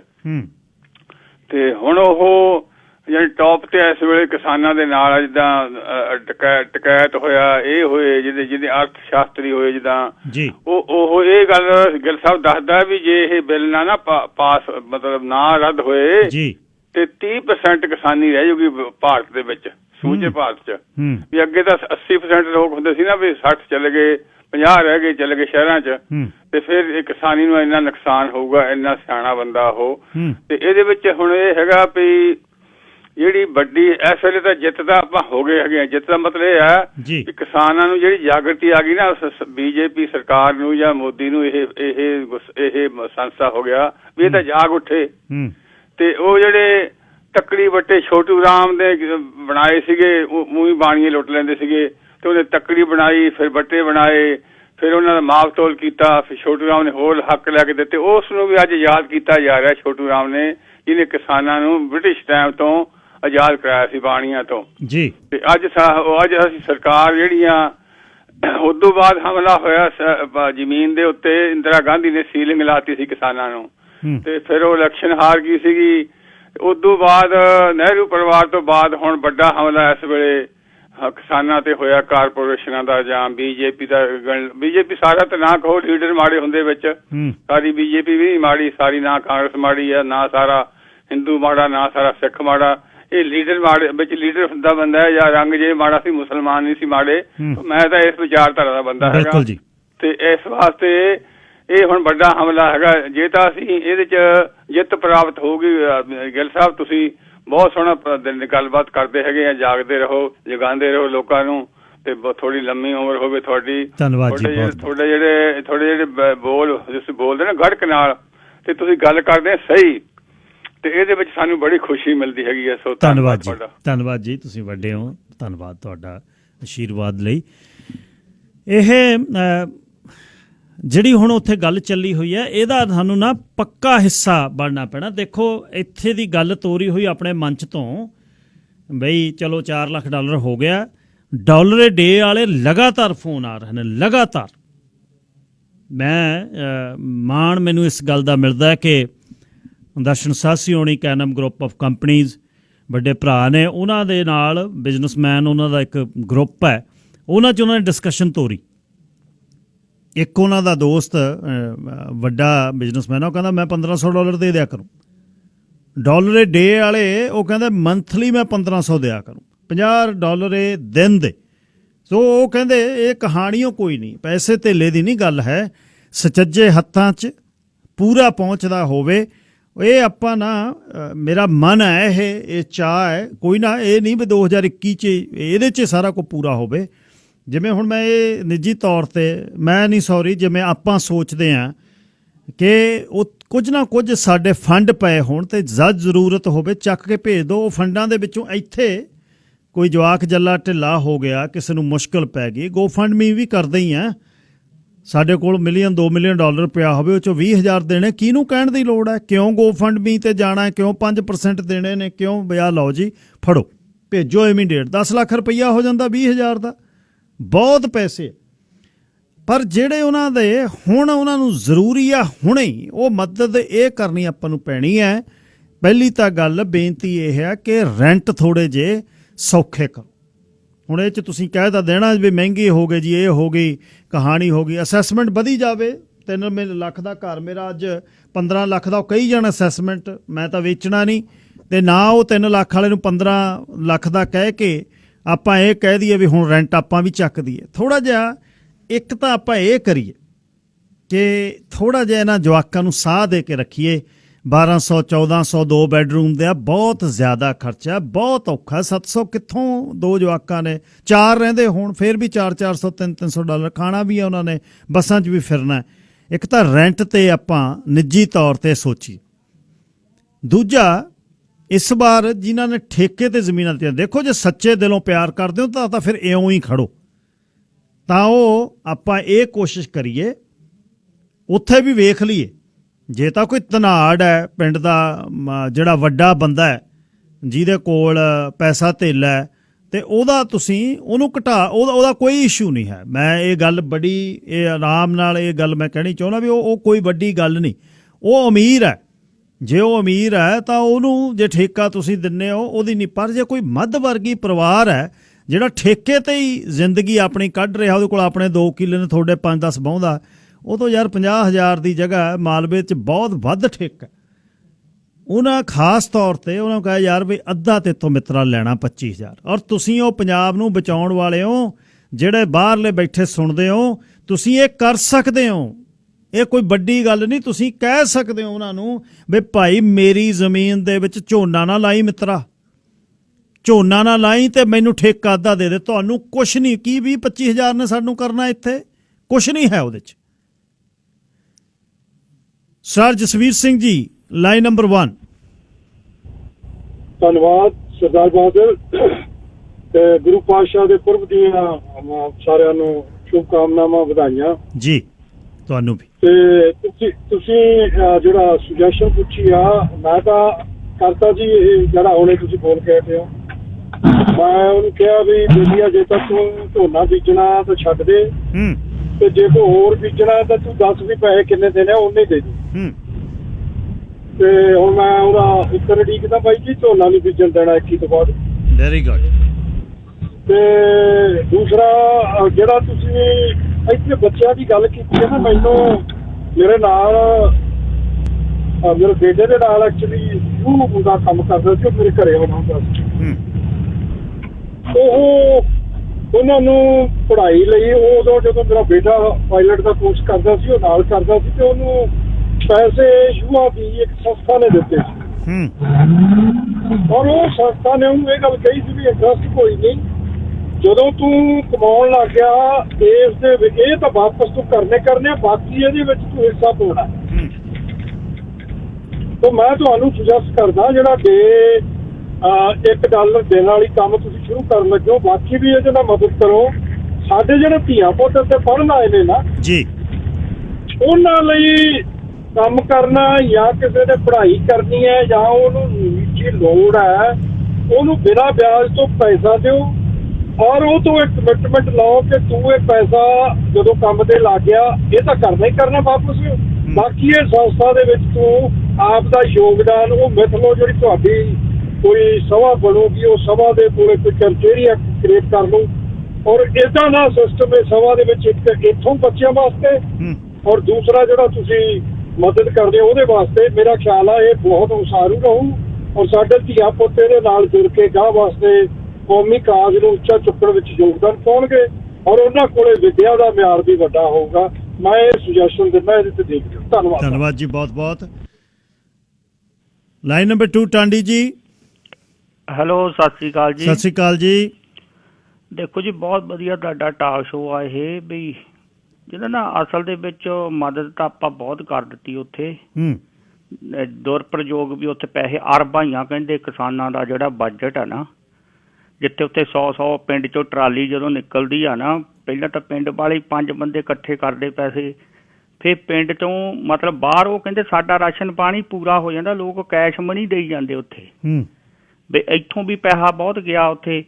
ਤੇ ਇੱਕ ਤਾਂ ਗੱਲ ਹੋ ਗਈ, ਜੇ ਤੁਸੀਂ ਇੱਥੇ ਦੀ ਮਦਦ ਕਹਿੰਦੇ ਆ ਨਾ ਉਹ ਨਹੀਂ ਹੋ ਸਕਦੀ। ਜਿੱਦਾਂ ਹੁਣ ਟੈਕਸੀ ਵਾਲਾ ਬੰਦਾ ਹੋਵੇ ਕੋਈ, ਉਹਨੇ 2 ਘਰ ਆਪਾਂ ਬਸ਼ੱਕ ਦੀ ਲੈ, ਉਹ ਆਪਾਂ ਬੇਸਮੈਂਟਾਂ ਚੜਾਈਆਂ ਰੈਂਟ ਤੇ, ਉਹ ਕਹਿੰਦਾ ਮੇਰਾ ਖਰਚਾ ਹੀ ਨਹੀਂ ਤੁਰਦਾ, ਮੇਰੀ ਜੌਬ ਜਿਹੜੀ ਆ ਇਸ ਵੇਲੇ ਡਾਊਨ ਬਹੁਤ ਆ, ਮੇਰਾ ਤਾਂ ਮਸੀਂ ਮਤਲਬ ਗੁਜ਼ਾਰਾ ਹੁੰਦਾ। ਉਹ ਇਹ ਗੱਲ ਕਹਿ ਰਿਹਾ ਇੱਦਾਂ ਹੀ ਸਾਰੀਆਂ ਜੌਬਾਂ ਆ, ਆਰਥਿਕ ਮੰਦਾ ਤੇ ਉਹ ਚੱਲ ਗਈਆਂ ਜੌਬਾਂ। ਜਿੱਦਾਂ ਕਹਿ ਲਓ ਵੀ ਲੋਕਾਂ ਦੀਆਂ, ਲੋਕ ਆਪਣਾ ਰੈਂਟ ਪੂਰ ਹੁੰਦਾ ਆ, ਜਿੱਦਾਂ ਕਰਜ਼ਾ ਚੱਕਿਆ, ਕੋਈ ਬੇਸਮੈਂਟ ਦਾ ਕਿਰਾਇਆ ਦੇ ਕੇ ਆਪਣਾ ਕੰਮ ਚਲਾ ਰਿਹਾ, ਤੇ ਕੋਈ ਉਹਦਾ ਵੀ ਚਲੋ ਉਹਦੀ ਵਧੀਆ ਮਦਦ ਕੀਤੀ ਕਈਆਂ ਨੇ। ਵੈਸੇ ਜਿਹੜਾ ਮਾਮਲੇ ਦੀ ਗੱਲ ਕਰਦੇ ਆ ਤੁਸੀਂ, ਮਾਮਲਾ ਤਾਂ ਜੇ ਛੱਡ ਦੇਣ ਉਹ ਵੀ ਵਧੀਆ ਆ। ਜਿਹੜੇ ਉੱਥੇ ਬਹਿੰਦੇ ਆ ਨਾ 20-20, 25-25 ਖੇਤਾਂ ਵਾਲੇ ਇੱਥੇ ਆਇਓ ਆ, ਰਾਜੇ ਆ, ਉਹ 4 ਘਰ ਵੀ ਹੈਗੇ ਆ ਬਈ, ਉਹ ਬਹੁਤ ਤਕੜੇ ਬੰਦੇ ਆ, ਕਈ ਹੈਗੇ ਇੱਥੇ 80 ਵੀ ਖੇਤ ਕਹਿੰਦੇ ਸਾਡੇ ਹੈਗੇ ਆ, ਤੇ ਆਪ ਸਾਰੇ ਕੋਈ ਇੰਗਲੈਂਡ 'ਚ ਕੁਛ ਇੱਥੇ ਆ। ਮੈਂ ਤਾਂ ਕਹਿੰਦਾ ਜਿਹੜਾ ਜ਼ਮੀਨ ਵਾਹੁੰਦਾ, ਬੰਦੇ ਬਹਾਦਰ ਨੇ ਤਾਂ ਇਹ ਕੰਮ ਕੀਤਾ ਸੀ ਵੀ ਜਿਹੜਾ ਵਾਹੁੰਦਾ ਉਹਦੀ ਜ਼ਮੀਨ ਆ, ਤੇ ਇਹਨਾਂ ਨੂੰ ਮਾਮਲਾ ਤਾਂ ਇੱਕ ਪਾਸੇ ਰਿਹਾ। ਜਿਹੜਾ ਬਿੱਲ ਕਿਸਾਨੀ ਆ, ਇਹਦੇ ਵਿੱਚ ਇਹ ਵੀ ਮੁੱਦਾ ਬਿੱਲ ਪਾਸ ਕਰ ਦੇਣਾ ਚਾਹੀਦਾ ਬਈ ਆਹ ਜਿਹੜਾ ਬੰਦਾ ਵਾਹੁੰਦਾ ਆ ਉਹਨੂੰ ਜ਼ਮੀਨ ਦਿੱਤੀ ਜਾਵੇ। ਜਿਹੜੇ ਪ੍ਰਵਾਸ 'ਚ ਆ ਗਏ ਆ ਤੇ ਉਹ ਆ ਗਏ ਆ, ਉਹ ਜ਼ਮੀਨ ਉੱਥੋਂ ਛੱਡ ਕੇ ਆ ਗਏ ਆ, ਇਹ ਨਹੀਂ ਛੱਡਣੀ। ਇੱਥੇ ਕਿਹੜਾ ਸਾਡੇ ਜਾਣਾ ਆ, ਇਹਨਾਂ ਨੇ ਮੁੰਡਿਆਂ ਨੇ ਇੱਧਰਲੇ ਬੌਰਨਾਂ ਨੇ ਕਿੱਥੇ ਜਾਣਾ, ਇਹ ਨਹੀਂ ਵੇਚਣੀ ਆ ਬਾਅਦ 'ਚ। ਜੇ ਹੁਣੇ ਦੇ ਦੋ ਤੇ ਹੁਣੇ ਵਧੀਆ ਆ। ਤੇ ਬਾਕੀ ਜਿਹੜੀ ਉੱਥੇ ਖੋਰਾ ਲੱਗਦਾ ਇੰਡੀਆ ਨੂੰ, ਪੈਨਸ਼ਨ ਦਾ ਬਹੁਤ ਖੋਰਾ ਲੱਗਦਾ। ਜਿੱਦਾਂ ਕੱਲ ਇੱਥੇ ਬੈਠਾ ਹੀ ਬੰਦਾ 2-2, 4-4 ਪੈਨਸ਼ਨਾਂ ਲਈ ਜਾਂਦਾ, ਚਾਹੇ ਮਾਸਟਰ ਨਹੀਂ ਹੋਣ, ਚਾਹੇ ਦੂਜੇ ਲੋਕ ਹੋਣ, ਆਇਓ ਆ ਫੌਜਾਂ ਚੋਂ ਜਾ ਕੇ ਤੇ ਉਹ ਵੀ ਆਇਓ ਆ, ਉਹ ਪੈਨਸ਼ਨਾਂ ਲੈ ਰਹੇ। ਉਹ ਵੀ ਬਿੱਲ ਦੇ ਵਿੱਚ ਪਾਸ ਕਰ ਦੇਣਾ ਚਾਹੀਦਾ ਕਿ ਉੱਥੇ ਮਨੀ ਹੋਵੇ ਤਾਂ ਤੁਹਾਡਾ ਪੰਜਾਬ ਵਧੇ, ਇੰਡੀਆ ਵਧਿਆ। ਤੇ ਇਹ ਛੱਡ ਦੇਣੀ ਚਾਹੀਦੀ ਲਾਲਸਾ, ਮਾਇਆ ਮੋਹ। ਤੇ ਇਹ ਬੈਂਕਾਂ ਦੇ ਵਿੱਚ ਹੀ ਰਹਿ ਜਾਂਦਾ ਗਿੱਲ ਸਾਹਿਬ, ਜਦੋਂ ਇੱਥੇ ਰਹਿ ਜਾਣਾ ਜੀ। ਨਹੀਂ ਬੈਂਕਾਂ ਦੇ ਵਿੱਚ ਤਾਂ ਤੁਸੀਂ ਦੱਸਦੇ ਹੁੰਦੇ ਆ ਵੀ ਟਾਈਮਾਂ ਲਾ ਕੇ ਪੈਨਸ਼ਨਾਂ ਰੱਖੀ ਜਾਂਦੇ ਆ, ਮਗਰੋਂ ਬਜ਼ੁਰਗ ਨੂੰ ਬੈਂਕ ਵਾਲੇ ਵੀ ਨਹੀਂ ਦਿੰਦੇ, ਪਤਾ ਵੀ ਨਹੀਂ ਲੱਗਦਾ ਕਿ ਉਹ ਬਜ਼ੁਰਗ ਨੇ ਜਮ੍ਹਾਂ ਕਰਾਈ ਉਹ ਆ ਪੈਨਸ਼ਨ, ਫਿਰ ਨਿਕਲਦੀ ਨਹੀਂ ਜਦੋਂ ਮਰ ਜਾਂਦਾ। ਇਸ ਕਰਕੇ ਮੋਹ ਛੱਡਣਾ ਚਾਹੀਦਾ ਜੀ। ਸਤਿ ਸ੍ਰੀ ਅਕਾਲ। ਸਤਿ ਸ੍ਰੀ ਅਕਾਲ ਜੀ। Sir Nardeep Singh, line number 1। Good morning ਜੀ ਸਾਹਿਬ। ਗੁੱਡ ਮਾਰਨਿੰਗ ਬਾਈ ਜੀ। ਗੁੱਡ ਮਾਰਨਿੰਗ ਜੀ। ਤੁਸੀਂ ਬਹੁਤ ਸੋਹਣਾ ਪੁਆਇੰਟ ਚੱਕਿਆ ਜੀ ਵੀ ਮੈਂ ਉਹਦੇ ਵਿੱਚ ਇੱਕ ਚੀਜ਼ ਐਡ ਕਰਨੀ ਚਾਹੂੰਗਾ ਕਿ ਜਦੋਂ ਆਪਾਂ ਕਹਿੰਦੇ ਆ ਕਿ ਰੈਂਟ ਜਦੋਂ ਕਿਸੇ ਬੰਦੇ ਦਾ ਰਹਿਣ ਵਾਲੇ ਦਾ ਜ਼ਿਆਦਾ ਆ, ਉਹਦਾ ਲਿਵਿੰਗ ਸਟੈਂਡਰਡ ਵੀ ਆਬਵੀਅਸਲੀ ਉਹਦਾ ਮਾੜਾ ਹੋਊਗਾ। ਸੋ ਜਦੋਂ ਆਪਾਂ ਗੱਲ ਕਹਿੰਦੇ ਆ ਕਿ ਹਾਂ ਵੀ ਸਟੂਡੈਂਟ ਏਦਾਂ ਵਧੀਆ ਨਹੀਂ ਰਹਿ ਰਹੇ ਜਾਂ ਕੁਛ ਵੀ ਆਪਾਂ ਗੱਲਾਂ ਕਰਦੇ ਆ, ਸੋ ਉਹਦੇ ਵਿੱਚ ਕਿਤੇ ਨਾ ਕਿਤੇ ਆਪਾਂ ਹੀ ਜ਼ਿੰਮੇਵਾਰ ਆ, ਕਿਉਂਕਿ ਜਦੋਂ ਆਪਾਂ ਰੈਂਟ ਹੀ ਇੰਨਾ ਵਧਾਤਾ ਤੇ ਉਹ ਅਗਲਾ ਬੈੱਡ ਲਿਆ ਕੇ ਕਿੱਥੇ ਰੱਖ ਲੂਗਾ ਆਪਣੇ ਘਰ ਨੂੰ। ਠੀਕ ਹੈ ਜੀ। ਤੇ ਇੱਕ ਮੈਂ ਛੋਟਾ ਜਿਹਾ ਹੋਰ ਗੱਲ ਕਹਿਣੀ ਚਾਹੁੰਦਾ ਆ। ਕਹੋ ਜੀ। ਤੇ ਜੇ ਤੁਸੀਂ 100-200 ਘੱਟ ਕਰ ਦੋ, ਜਿਹੜੀ ਤੁਸੀਂ ਕਿਸੇ ਹੋਰ ਬੰਦੇ ਡੋਨੇਸ਼ਨ ਦਿੰਦੇ ਹੋ, ਉਹ ਦੇਣ ਦਾ ਫਾਇਦਾ ਨਹੀਂ ਜੇ ਤੁਸੀਂ ਰੋਜ਼ ਦਾ ਹਰ ਮੰਥ ਕਿਸੇ ਤੋਂ $200-300 ਜ਼ਿਆਦਾ ਲੈ ਰਹੇ ਹੋ। ਦੈਟ ਮੀਨ ਕਿ ਡੋਨੇਸ਼ਨ ਦੀ ਲੋੜ ਤੁਹਾਨੂੰ ਆ, ਨਾ ਕਿ ਤੁਸੀਂ ਲੋਕਾਂ ਨੂੰ ਦਿਓ, ਕਿਉਂਕਿ ਤੁਸੀਂ ਤਾਂ ਰੋਜ਼ ਇੱਕ ਬੰਦੇ ਨੂੰ 100-200 ਜ਼ਿਆਦਾ ਲੈ ਰਹੇ ਹੋ। ਬਿਲਕੁਲ ਠੀਕ। ਮੈਂ ਕਹਿਣਾ ਚਾਹੁੰਦਾ। ਧੰਨਵਾਦ ਜੀ ਨਰਦੀਪ ਸਿੰਘ ਜੀ। ਦਸਵੰਧ ਬਹੁਤ ਆਪਾਂ ਕਹਿੰਦੇ ਆ, ਮੱਥਾ ਟੇਕਦੇ ਆ, ਮੰਗਦੇ ਆ ਤੇ ਬਹੁਤ ਕੁਛ। ਉਹਨਾਂ ਵੱਲ ਵੇਖੋ, ਉਹਨਾਂ ਦੀਆਂ ਅੱਖਾਂ ਵੱਲ ਵੇਖੋ ਵੀ ਉਹ ਕਿਹੜੇ ਹਾਲਾਤਾਂ ਦੇ ਵਿੱਚ, ਉਹਨਾਂ ਦੀ ਭੱਜ ਨੱਠ ਵੇਖੋ, ਬੱਸਾਂ ਕਿਹੜੀ ਬੱਸ ਕਿੱਥੇ। ਜੇ ਉਹ ਕਹੀਏ ਬੇਸਮੈਂਟ, ਉਹ ਕਹਿੰਦਾ ਬੇਸਮੈਂਟ ਲੱਭ ਤਾਂ ਲਈਏ, ਇੱਥੇ ਸਸਤੀ ਤਾਂ ਮਿਲ ਜੂ, ਪਰ ਇੰਨੀ ਦੂਰ ਸਾਨੂੰ ਜਾਣਾ ਬਹੁਤ ਔਖਾ। ਸਾਨੂੰ ਨੇੜੇ ਚਾਹੀਦੀ ਹੈ, ਸਾਨੂੰ ਬੱਸ ਸਟੈਂਡ ਦੇ ਨੇੜੇ ਚਾਹੀਦੀ ਹੈ। ਤੇ ਮੈਂ ਇੱਕ ਵੀਕਐਂਡ 'ਤੇ ਵੇਖਣ ਚਲੇ ਗਿਆ, ਇੰਨੀ ਮਾੜੀ ਤੇ ਇੰਨੀ ਗੰਦੀ ਬੇਸਮੈਂਟ, ਮੈਂ ਹੈਰਾਨ। ਉਹਦੇ ਬਾਹਰ ਟੁੱਟਿਆ ਸਮਾਨ ਸਿੱਟਿਆ ਪਿਆ, ਮਤਲਬ ਨਿਊਟਨ ਦੇ ਵਿੱਚ 80 ਐਵਨਿਊ ਤੇ 133 ਦੇ ਨੇੜੇ ਉੱਥੇ ਜਵਾਕ ਰਹਿੰਦੇ ਨੇ। ਮੈਂ ਕਿਹਾ ਉਹ ਕਿੰਨੇ ਪੈਸੇ ਦਿੰਦੇ ਹੋ ਤੁਸੀਂ? ਕਹਿੰਦਾ ਜੀ ਇੱਕ ਬੈੱਡਰੂਮ ਦਾ $1100 ਦਿੰਦੇ ਆ, 3 ਜਣੇ ਰਹਿਣ ਉੱਥੇ। ਇੱਕ ਨੇ ਵਿਚਾਰੇ ਨੇ, ਮੈਂ ਇੱਕ ਪਿੰਡੋਂ ਕਜ਼ਨ ਕੁੜੀ ਉਹਨਾਂ ਦੀ, ਉਹਨੂੰ ਰੂਮ ਦਿੱਤਾ ਹੋਇਆ, ਆਪ ਫੈਮਿਲੀ ਰੂਮ 'ਚ ਥੱਲੇ ਸਪੰਜਾਂ ਸਿੱਟੀਆਂ। ਚੰਗੇ ਘਰਾਂ ਦੇ ਮੁੰਡੇ ਉਹ, ਜਿਨ੍ਹਾਂ ਨੂੰ ਮੈਂ ਪਿੱਛੋਂ ਜਾਣਦਾ। ਮੈਂ ਕਿਹਾ ਯਾਰ ਇਹ ਤਾਂ ਬੜਾ ਔਖਾ ਕੰਮ ਹੈ। ਤੇ ਪੁਰਾਣਾ ਟੱਬ, ਜੰਗਾਲ ਲੱਗੇ ਹੋਏ, ਤੇ ਉਹ ਮੈਂ ਕਿਹਾ ਸਾਫ਼, ਕਹਿੰਦੇ ਤਾਂ ਦੇਖ ਲਓ ਤੁਸੀਂ, ਤੁਹਾਡੇ ਸਾਹਮਣੇ ਸਾਫ਼ ਕਰ ਲੈਂਦੇ ਆ। ਜਿਹੜੇ ਹੋਈ ਪੀਲੇ ਗਏ ਉਹਨੇ ਕੀ ਸਾਫ਼ ਹੋਣਾ? 1100, 1200, 1100, 1200। ਉਹ ਮੈਨੂੰ ਨਹੀਂ ਸਮਝ ਲੱਗਦੀ। ਜੇ ਉੱਥੇ ਨੂੰ ਅਸੀਂ ਅੱਜ ਕਹਿੰਦੇ ਹੋ ਵੀ 9 ਬੋਲੇ ਵੀ ਆਹ ਟਰਾਲੀ ਦੇ ਵਿੱਚ 50,000 ਹਰਜੀਤ ਸਿੰਘ ਨੇ ਦਿੱਤਾ, ਲੈ ਵੀ ਚੱਕੋ ਬਦਾਮ ਲੈ ਜਾਓ, ਤੇ ਪਿੰਡੋਂ ਬੋਲ ਦਿਓ ਉਹਦਾ ਕੀ ਫਾਇਦਾ ਜੇ ਉਹਨਾਂ ਦੇ ਉੱਥੋਂ ਆਏ ਧੀਆਂ ਪੁੱਤਾਂ ਨੂੰ ਆਪਾਂ, ਮੈਂ ਤੰਗ ਨਾ ਸ਼ਬਦ ਕਹਾਂ, ਪਰ 500-700 ਵਾਲੀ ਚੀਜ਼ ਜਦ 1400-1500 ਦੀ ਲੈਂਦੇ ਹੋ ਉਹ ਬਹੁਤ ਹੈ। ਉਹਨੂੰ ਰੀਜ਼ਨੇਬਲ ਕਰੋ ਪਲੀਜ਼।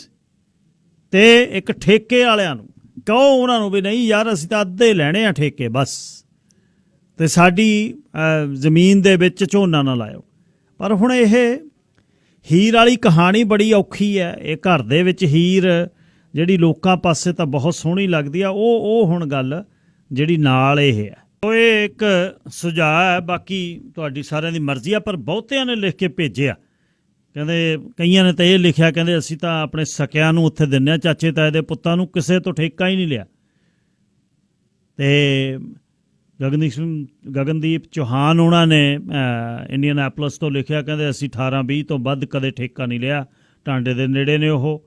ਨੀਟੂ ਕਾਂਗੋਣੀ ਕਹਿੰਦੇ ਮੈਂ ਇਸ 2 ਵਰ੍ਹੇ ਨੂੰ ਕਹਿਤਾ ਤਾਂ ਲੈਣਾ ਹੀ ਕੱਖ ਨਹੀਂ, ਬੇਬਾਹਲ ਬਾਹ ਲਓ। ਇੱਥੇ ਬਹੁਤ ਕੁਝ ਆ ਆਪਣੇ ਕੋਲ, ਕਿਉਂਕਿ ਇਉਂ ਨਾ ਹੋਵੇ ਇੱਧਰੋਂ ਇਕੱਠੇ ਕਰ ਭੇਜੀਏ ਤੇ ਉੱਥੇ ਜਿਹੜੇ ਬੈਠੇ ਆ ਉਹਨਾਂ ਨੂੰ ਅਸੀਂ ਸਾਂਭੀਏ ਨਾ।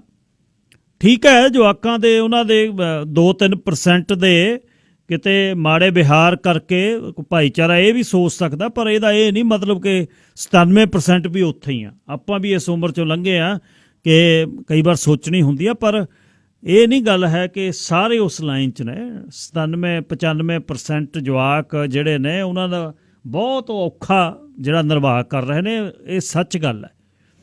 Sir ਪ੍ਰਭਜੋਤਪਾਲ Singh ji, line number 2।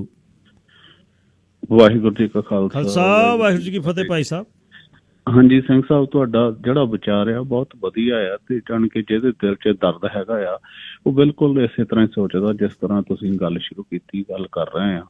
ਹੁਣ ਭਾਈ ਸਾਹਿਬ ਨੇ ਇੱਕ ਜਿਹੜਾ ਆਈਡੀਆ ਦਿੱਤਾ ਸੀ ਪੜ੍ਹਾਈ ਵਾਲਾ, ਉਹ ਬਹੁਤ ਵਧੀਆ ਆਈਡੀਆ ਲੱਗਾ ਮੈਨੂੰ ਵੀ। ਤੇ ਬਾਕੀ ਜਿਹੜਾ ਉੱਥੇ ਜੇ ਆਪਾਂ ਠੇਕਾ ਰੋਕਣਾ ਹੀ ਆ ਤੇ ਕਿਉਂ ਨਹੀਂ ਜਿਹੜਾ ਇੱਥੇ ਬਾਹਰ ਬੈਠੇ ਹੈਗੇ ਆ ਸਾਰੇ, ਜੇ ਏਦਾਂ ਕਰਦੇ ਆ ਵੀ ਘੱਟੋ ਘੱਟ ਸਾਡੀ ਅੱਧੀ ਜ਼ਮੀਨ ਆ ਜਿਹੜੀ ਪਾਈ ਹੈ ਤੇ ਉੱਥੇ ਕੋਈ ਫਸਲ ਨਾ ਬੀਜਿਓ। ਥੋੜ੍ਹਾ ਜਿਹਾ ਹਿੰਦੁਸਤਾਨ ਦੀ ਸਰਕਾਰ ਨੂੰ ਝਟਕਾ ਤਾਂ ਲੱਗੇ। ਪਰ ਦੂਸਰੇ ਪਾਸੇ ਜਿਹੜੀ ਮੈਂ ਗੱਲ ਕਹਿਣੀ ਚਾਹੁੰਦਾ, ਦੇਖੋ ਇਹ ਸਾਡੀ ਮਜਬੂਰੀ ਆ, ਅਸੀਂ ਵੀ ਉੱਥੋਂ ਉੱਜੜ ਕੇ ਆਏ ਤੇ ਅੱਜ ਸਾਡੇ ਬੱਚੇ ਵੀ ਉੱਜੜ ਕੇ ਆ ਰਹੇ, ਭਾਵੇਂ ਦੀ ਉਹ ਪੜ੍ਹਾਈ ਲਈ ਆ ਰਹੇ।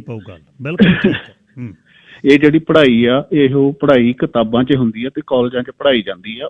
ਇਹੋ ਜਿਹਾ ਇੱਥੇ ਪ੍ਰਬੰਧ ਹੈਗਾ, ਉੱਥੇ ਵੀ ਹੋ ਸਕਦਾ ਸਾਡੇ ਬੱਚੇ ਵਧੀਆ ਪੜ੍ਹ ਕੇ ਤੇ ਉੱਥੇ ਵੀ ਜਿਹੜੀਆਂ ਜੋਬਾਂ ਆ, ਅੱਜ ਆਪਾਂ ਦੇਖਦੇ ਹਾਂ ਕੋਵਿਡ ਦਾ ਸਮਾਂ ਆ ਤੇ ਬਹੁਤ ਸਾਰਾ ਆਪਣਾ ਭਾਈਚਾਰਾ ਜਿਹੜਾ ਘਰਾਂ 'ਚ ਸਾਡੇ ਬੱਚੇ ਬੈਠ ਕੇ ਕੰਮ ਕਰ ਰਹੇ ਆ। ਇਹੋ ਬੱਚੇ ਉੱਥੇ ਬੈਠ ਕੇ ਇਹੋ ਜੋਬਾਂ ਕਰ ਸਕਦੇ, ਸਭ ਕੁਛ ਉੱਥੇ ਘਰ ਰਹਿ ਸਕਦੇ। ਜਿਸ ਮਿੱਟੀ 'ਚ ਅਸੀਂ ਜਾਣਾ ਰੋਜ਼ ਲੋਚਦੇ ਆ, ਸਾਡਾ ਦਿਲ ਉੱਥੇ ਆ, ਅਸੀਂ ਉੱਥੇ ਲਈ ਜੀਂਦੇ ਮਰਦੇ ਆ। ਤੇ ਜਾਣੀ ਕਿ ਅੱਜ ਜਿਹੜਾ ਇਹ ਸੰਘਰਸ਼ ਹੋਇਆ ਹੈਗਾ ਆ, ਉਹਦੇ ਵਿੱਚੋਂ ਕੋਈ ਇਹੋ ਜਿਹੀ ਚੀਜ਼ ਨਿਕਲਣੀ ਚਾਹੀਦੀ ਸੀ ਜਿਹਦੇ ਵਿੱਚੋਂ ਵਾਕਿਆ ਹੀ ਇੱਕ ਹਲੀਮੀ ਰਾਜ ਪੈਦਾ ਹੁੰਦਾ। ਪਰ ਇਹ ਗੱਲ ਜਿਹੜੀ ਆ ਕਿਸੇ ਹੋਰ ਪਾਸੇ ਨੂੰ ਚਲ ਗਈ ਹੈ। ਤੇ ਵਾਹਿਗੁਰੂ ਕਰੇ ਕਿ ਉੱਥੇ ਜਿਹੜੇ ਸਾਡੇ ਆਗੂ ਹੈਗੇ ਉਹਨਾਂ ਦੇ ਮਨ 'ਚ ਕੋਈ ਇਹੋ ਜਿਹੀ ਗੱਲ ਆਵੇ ਜਿਹਦੇ ਨਾਲ ਇਹ ਜਿਹੜਾ ਹੈਗਾ ਆ ਦੁਸ਼ਟ ਜਿਹੜੇ ਸ਼ਾਸਕ ਹੈਗੇ ਆ ਉਹਨਾਂ ਦਾ ਸਦਾ ਲਈ ਖਾਤਮਾ ਹੋ ਜਾਵੇ। ਇਹੋ ਜਿਹੀ ਗੱਲ ਇਹ ਸਾਨੂੰ ਜ਼ਰੂਰ ਸੋਚਣਾ ਚਾਹੀਦਾ ਆ। ਬਾਕੀ ਜਿਹੜਾ ਅਸੀਂ ਜਿਹੜੀ ਸਪੋਰਟ ਆ ਬਿਲਕੁਲ ਜਿੱਦਾਂ ਕਿਸੇ ਦੀ ਹਿੰਮਤ ਹੈਗੀ ਆ ਜ਼ਰੂਰ ਕਰਨੀ ਚਾਹੀਦੀ ਆ। ਵਾਹਿਗੁਰੂ ਜੀ ਖਾਲਸਾ, ਵਾਹਿਗੁਰੂ ਜੀ ਫਤਿਹ ਜੀ। ਵਾਹਿਗੁਰੂ ਜੀ ਕਾ ਖਾਲਸਾ, ਵਾਹਿਗੁਰੂ ਜੀ ਕੀ ਫਤਿਹ ਜੀ। ਕੁਝ ਖਬਰਾਂ ਦੀ ਸਾਂਝ ਪਵਾ ਦੇਵਾਂ ਜੀ। ਪਹਿਲੇ ਹਿੱਸੇ ਦੇ ਵਿੱਚ ਰਹਿ ਗਿਆ ਜਿਹੜਾ ਇੰਟਰਨੈਸ਼ਨਲ ਨਿਊਜ਼, ਆਪਣਾ ਜਿਹੜਾ ਪਸੰਦੀਦਾ ਸਬਜੈਕਟ ਹੈ, ਸਾਊਦੀ ਅਰਬ ਤੇ ਕਤਰ ਦਾ ਬਲੌਕੇਡ ਖਤਮ ਕਰ ਦਿੱਤਾ ਜੀ। ਕਤਰ ਤੇ ਜ਼ੋਰ ਉਹਨਾਂ ਨੇ ਪਾਇਆ ਸੀ ਬਹੁਤ ਕਿ ਤੂੰ ਪਹਿਲੀ ਤਾਂ ਗੱਲ ਅਲ ਜਜ਼ੀਰਾ ਬੰਦ ਕਰ। ਸਾਰਿਆਂ ਨੇ ਕਤਰ ਦੇ ਨਾਲ, ਬਹਿਰੀਨ ਵੀ ਸੀ ਨਾਲ ਦੇ ਨੇ ਰਲ ਕੇ, ਪਰ ਕਤਰ ਨੇ ਗੱਲ ਨਾ ਮੰਨੀ। ਅਖੀਰ ਹੁਣ ਵੱਡੀ ਗੱਲ ਇਹ ਸਾਰਾ ਕੁਛ ਇਸ ਦੇ ਪਿੱਛੇ ਇਜ਼ਰਾਈਲ ਹੈ। ਇਜ਼ਰਾਈਲ ਦੇ ਨਾਲ ਜੈਰਡ ਕੁਸ਼ਨਰ ਹੈ, ਜਵਾਈ ਡੋਨਲਡ ਟਰੰਪ ਦਾ, ਉਹ ਜਾਂਦਾ ਹੋਇਆ ਇਹ ਸਾਰਾ ਕੁਛ ਕਰਾ ਰਿਹਾ ਵੀ ਇਜ਼ਰਾਈਲ ਦੇ ਨਾਲ ਅਰਬ ਦੇਸ਼ਾਂ ਨੂੰ ਅਲਾਈਨ ਕਰਕੇ ਅਸਲ ਪਾਣੀਓਂ ਪਾਰ ਈਰਾਨ ਵੱਲ ਨੂੰ ਜਿਹੜਾ ਫਿਰ ਨਿਗਾਹ ਉਹਨਾਂ ਦੀ ਹੋਰ ਕੋਈ ਨਹੀਂ, ਅਰਬ ਦੇਸ਼ਾਂ ਨੂੰ ਨਾਲ ਕਰ ਰਿਹਾ। ਸ਼ੀਆ ਜਿਹੜੇ ਦੇਸ਼ ਨੇ ਉਹਨਾਂ 'ਚ ਖਾਸ ਤੌਰ 'ਤੇ ਉਹ ਕੋਸ਼ਿਸ਼ ਕਰ ਰਿਹਾ ਕਿ ਈਰਾਨ ਨੂੰ ਹੁਣ ਜਿਹੜੇ ਦੇਸ਼ਾਂ ਨਾਲ ਸੰਧੀਆਂ ਦੁਬਈ ਦੇ ਨਾਲ, ਅਸਲ ਮੁਹੰਮਦ ਬਿਨ ਸਲਮਾਨ ਜਿਹੜਾ MBS ਹੈ ਤੇ ਉਸ ਤੋਂ ਬਾਅਦ ਜਿਹੜਾ ਅਬੂ ਧਾਬੀ ਦਾ ਕਰਾਊਨ ਪ੍ਰਿੰਸ ਹੈ, ਦੋਨੇ ਹੀ ਇਹਨਾਂ ਦੀ ਆਪਸ ਵਿੱਚ ਮੁਹੰਮਦ ਬਿਨ ਸਲਮਾਨ ਸਾਰਾ ਫੋਲੋ ਕਰਦਾ ਉਸ ਨੂੰ, ਜਿਹੜਾ ਮੁਹੰਮਦ ਬਿਨ ਜ਼ਾਇਦ ਨੂੰ, ਤੇ ਉਹਦੇ ਰਾਹੀਂ ਇਹ ਸਾਰਾ ਕੁਝ ਹੋ ਰਿਹਾ। ਸਾਊਦੀ ਅਰਬ ਦੇ ਵਿੱਚ ਹੁਣ ਜਿਹੜੀ ਸਮਿਟ ਜਿਹੜੀ ਹੋ ਰਹੀ ਹੈ ਅਤੇ ਕਤਰ ਦਾ ਅਮੀਰ ਉੱਥੇ ਪਹੁੰਚ ਗਿਆ, ਅਤੇ ਨਾਲ ਇਹਦੇ ਅਸਲ ਇਹਦੇ ਵਿੱਚੋਂ ਇਹੀ ਹੈ ਕਿ ਨਿਗਾਹ ਜਿਹੜੀ ਈਰਾਨ 'ਤੇ, ਈਰਾਨ ਨੇ ਇੰਟਰਪੋਲ ਦੇ ਇਸ਼ੂ ਨੋਟਿਸ ਕੀਤੇ ਨੇ 48 US ਅਫੀਸ਼ੀਅਲ ਨੂੰ, ਉਹਦੇ 'ਚ ਟਰੰਪ ਵੀ ਹੈ, ਜਿਹਦੇ ਵਿੱਚ ਇਰਾਨੀਅਨ ਜਨਰਲ ਕਾਸਮ ਸੁਲੇਮਾਨੀ ਅਤੇ ਉਸ ਤੋਂ ਬਾਅਦ ਅਬੂ ਮਾਦੀ ਅਲ ਮਹੰਦਸ ਜਿਹੜੇ ਪਿਛਲੇ ਸਾਲ ਦੋਨੇ ਮਾਰੇ ਗਏ, ਉਹਨਾਂ ਦੇ ਸੰਬੰਧੀ 47 ਹੋਰ ਅਮਰੀਕਨ ਤੇ ਵਿੱਚੇ ਡੋਨਲਡ ਟਰੰਪ ਤੇ ਉਹਨਾਂ ਨੂੰ ਕਿਹਾ ਇਹ ਅਕਾਊਂਟੇਬਲ ਨੇ, ਉਹਨਾਂ ਨੇ ਇਹ ਇੰਟਰਪੋਲ ਦੇ ਨੋਟਿਸ। ਤੁਹਾਨੂੰ ਯਾਦ ਹੈ ਆਸਟ੍ਰੇਲੀਅਨ ਵਿਸਲ ਬਲੋਅਰ ਵਿਕੀ ਲੀਕਸ, ਉਸ ਜੂਲੀਅਨ ਅਸਾਂਜੇ ਜਿਹੜਾ ਹੈ ਉਹਦੀ ਹੁਣ ਅਮਰੀਕਾ ਨੂੰ ਹਵਾਲਗੀ ਪੱਕੀ ਰੋਕ ਦਿੱਤੀ ਹੈ, ਅਤੇ ਹੁਣ ਉਹਦਾ ਪਤਾ ਕੀ ਹੋਣਾ, ਹੁਣ ਉਸ ਦੀ ਜ਼ਮਾਨਤ ਦੀ ਅਰਜ਼ੀ ਉਹਦੇ ਵਕੀਲ ਦੇ ਰਹੇ ਨੇ। ਉਹਦੇ ਕੋਲ ਬਹੁਤ ਕੁਝ ਹੈ ਅਤੇ ਆਸਟ੍ਰੇਲੀਅਨ ਸਿਟੀਜ਼ਨ ਹੈ, ਅਤੇ ਤੁਹਾਨੂੰ ਪਤਾ ਹੈ ਐਕਵਾਡੋਰ ਅੰਬੈਸੀ ਦੇ ਵਿੱਚ ਜਾ ਵੜਿਆ ਸੀ ਉਹ, ਅਤੇ ਉਹਦੇ ਬਾਅਦ 2019 'ਚ ਉਹਨੂੰ ਫੜ ਲਿਆ ਜੀ ਇਸਨੇ। ਫਿਰ ਇਹ ਗੱਲ ਹੋ ਗਈ ਸੀ ਕਿ ਇਹ ਬੰਦਾ ਅਮਰੀਕਾ ਨੂੰ ਹੁਣ ਦੇਣਗੇ, 175 ਸਾਲ ਦੀ ਸਜ਼ਾ ਹੋ ਸਕਦੀ ਹੈ, ਪਰ ਨਹੀਂ, ਇਹ ਗੱਲ ਨਹੀਂ ਹੋਈ। ਉਸ ਦੇ ਐਕਸਟ੍ਰਾਡੀਸ਼ਨ ਜਿਹੜੀ ਪੱਕੀ ਤਰ੍ਹਾਂ ਬਲੌਕ ਕਰ ਦਿੱਤੀ ਹੈ, ਅਤੇ ਬਈ ਨਹੀਂ ਜੇ ਅਸੀਂ ਇਹ ਦੇ ਤਾ ਤਾਂ ਇਹ ਆਪਣੇ ਆਪ ਨੂੰ ਮਾਰ ਸਕਦਾ ਹੈ, ਖੁਦਕੁਸ਼ੀ ਕਰ ਸਕਦਾ ਹੈ।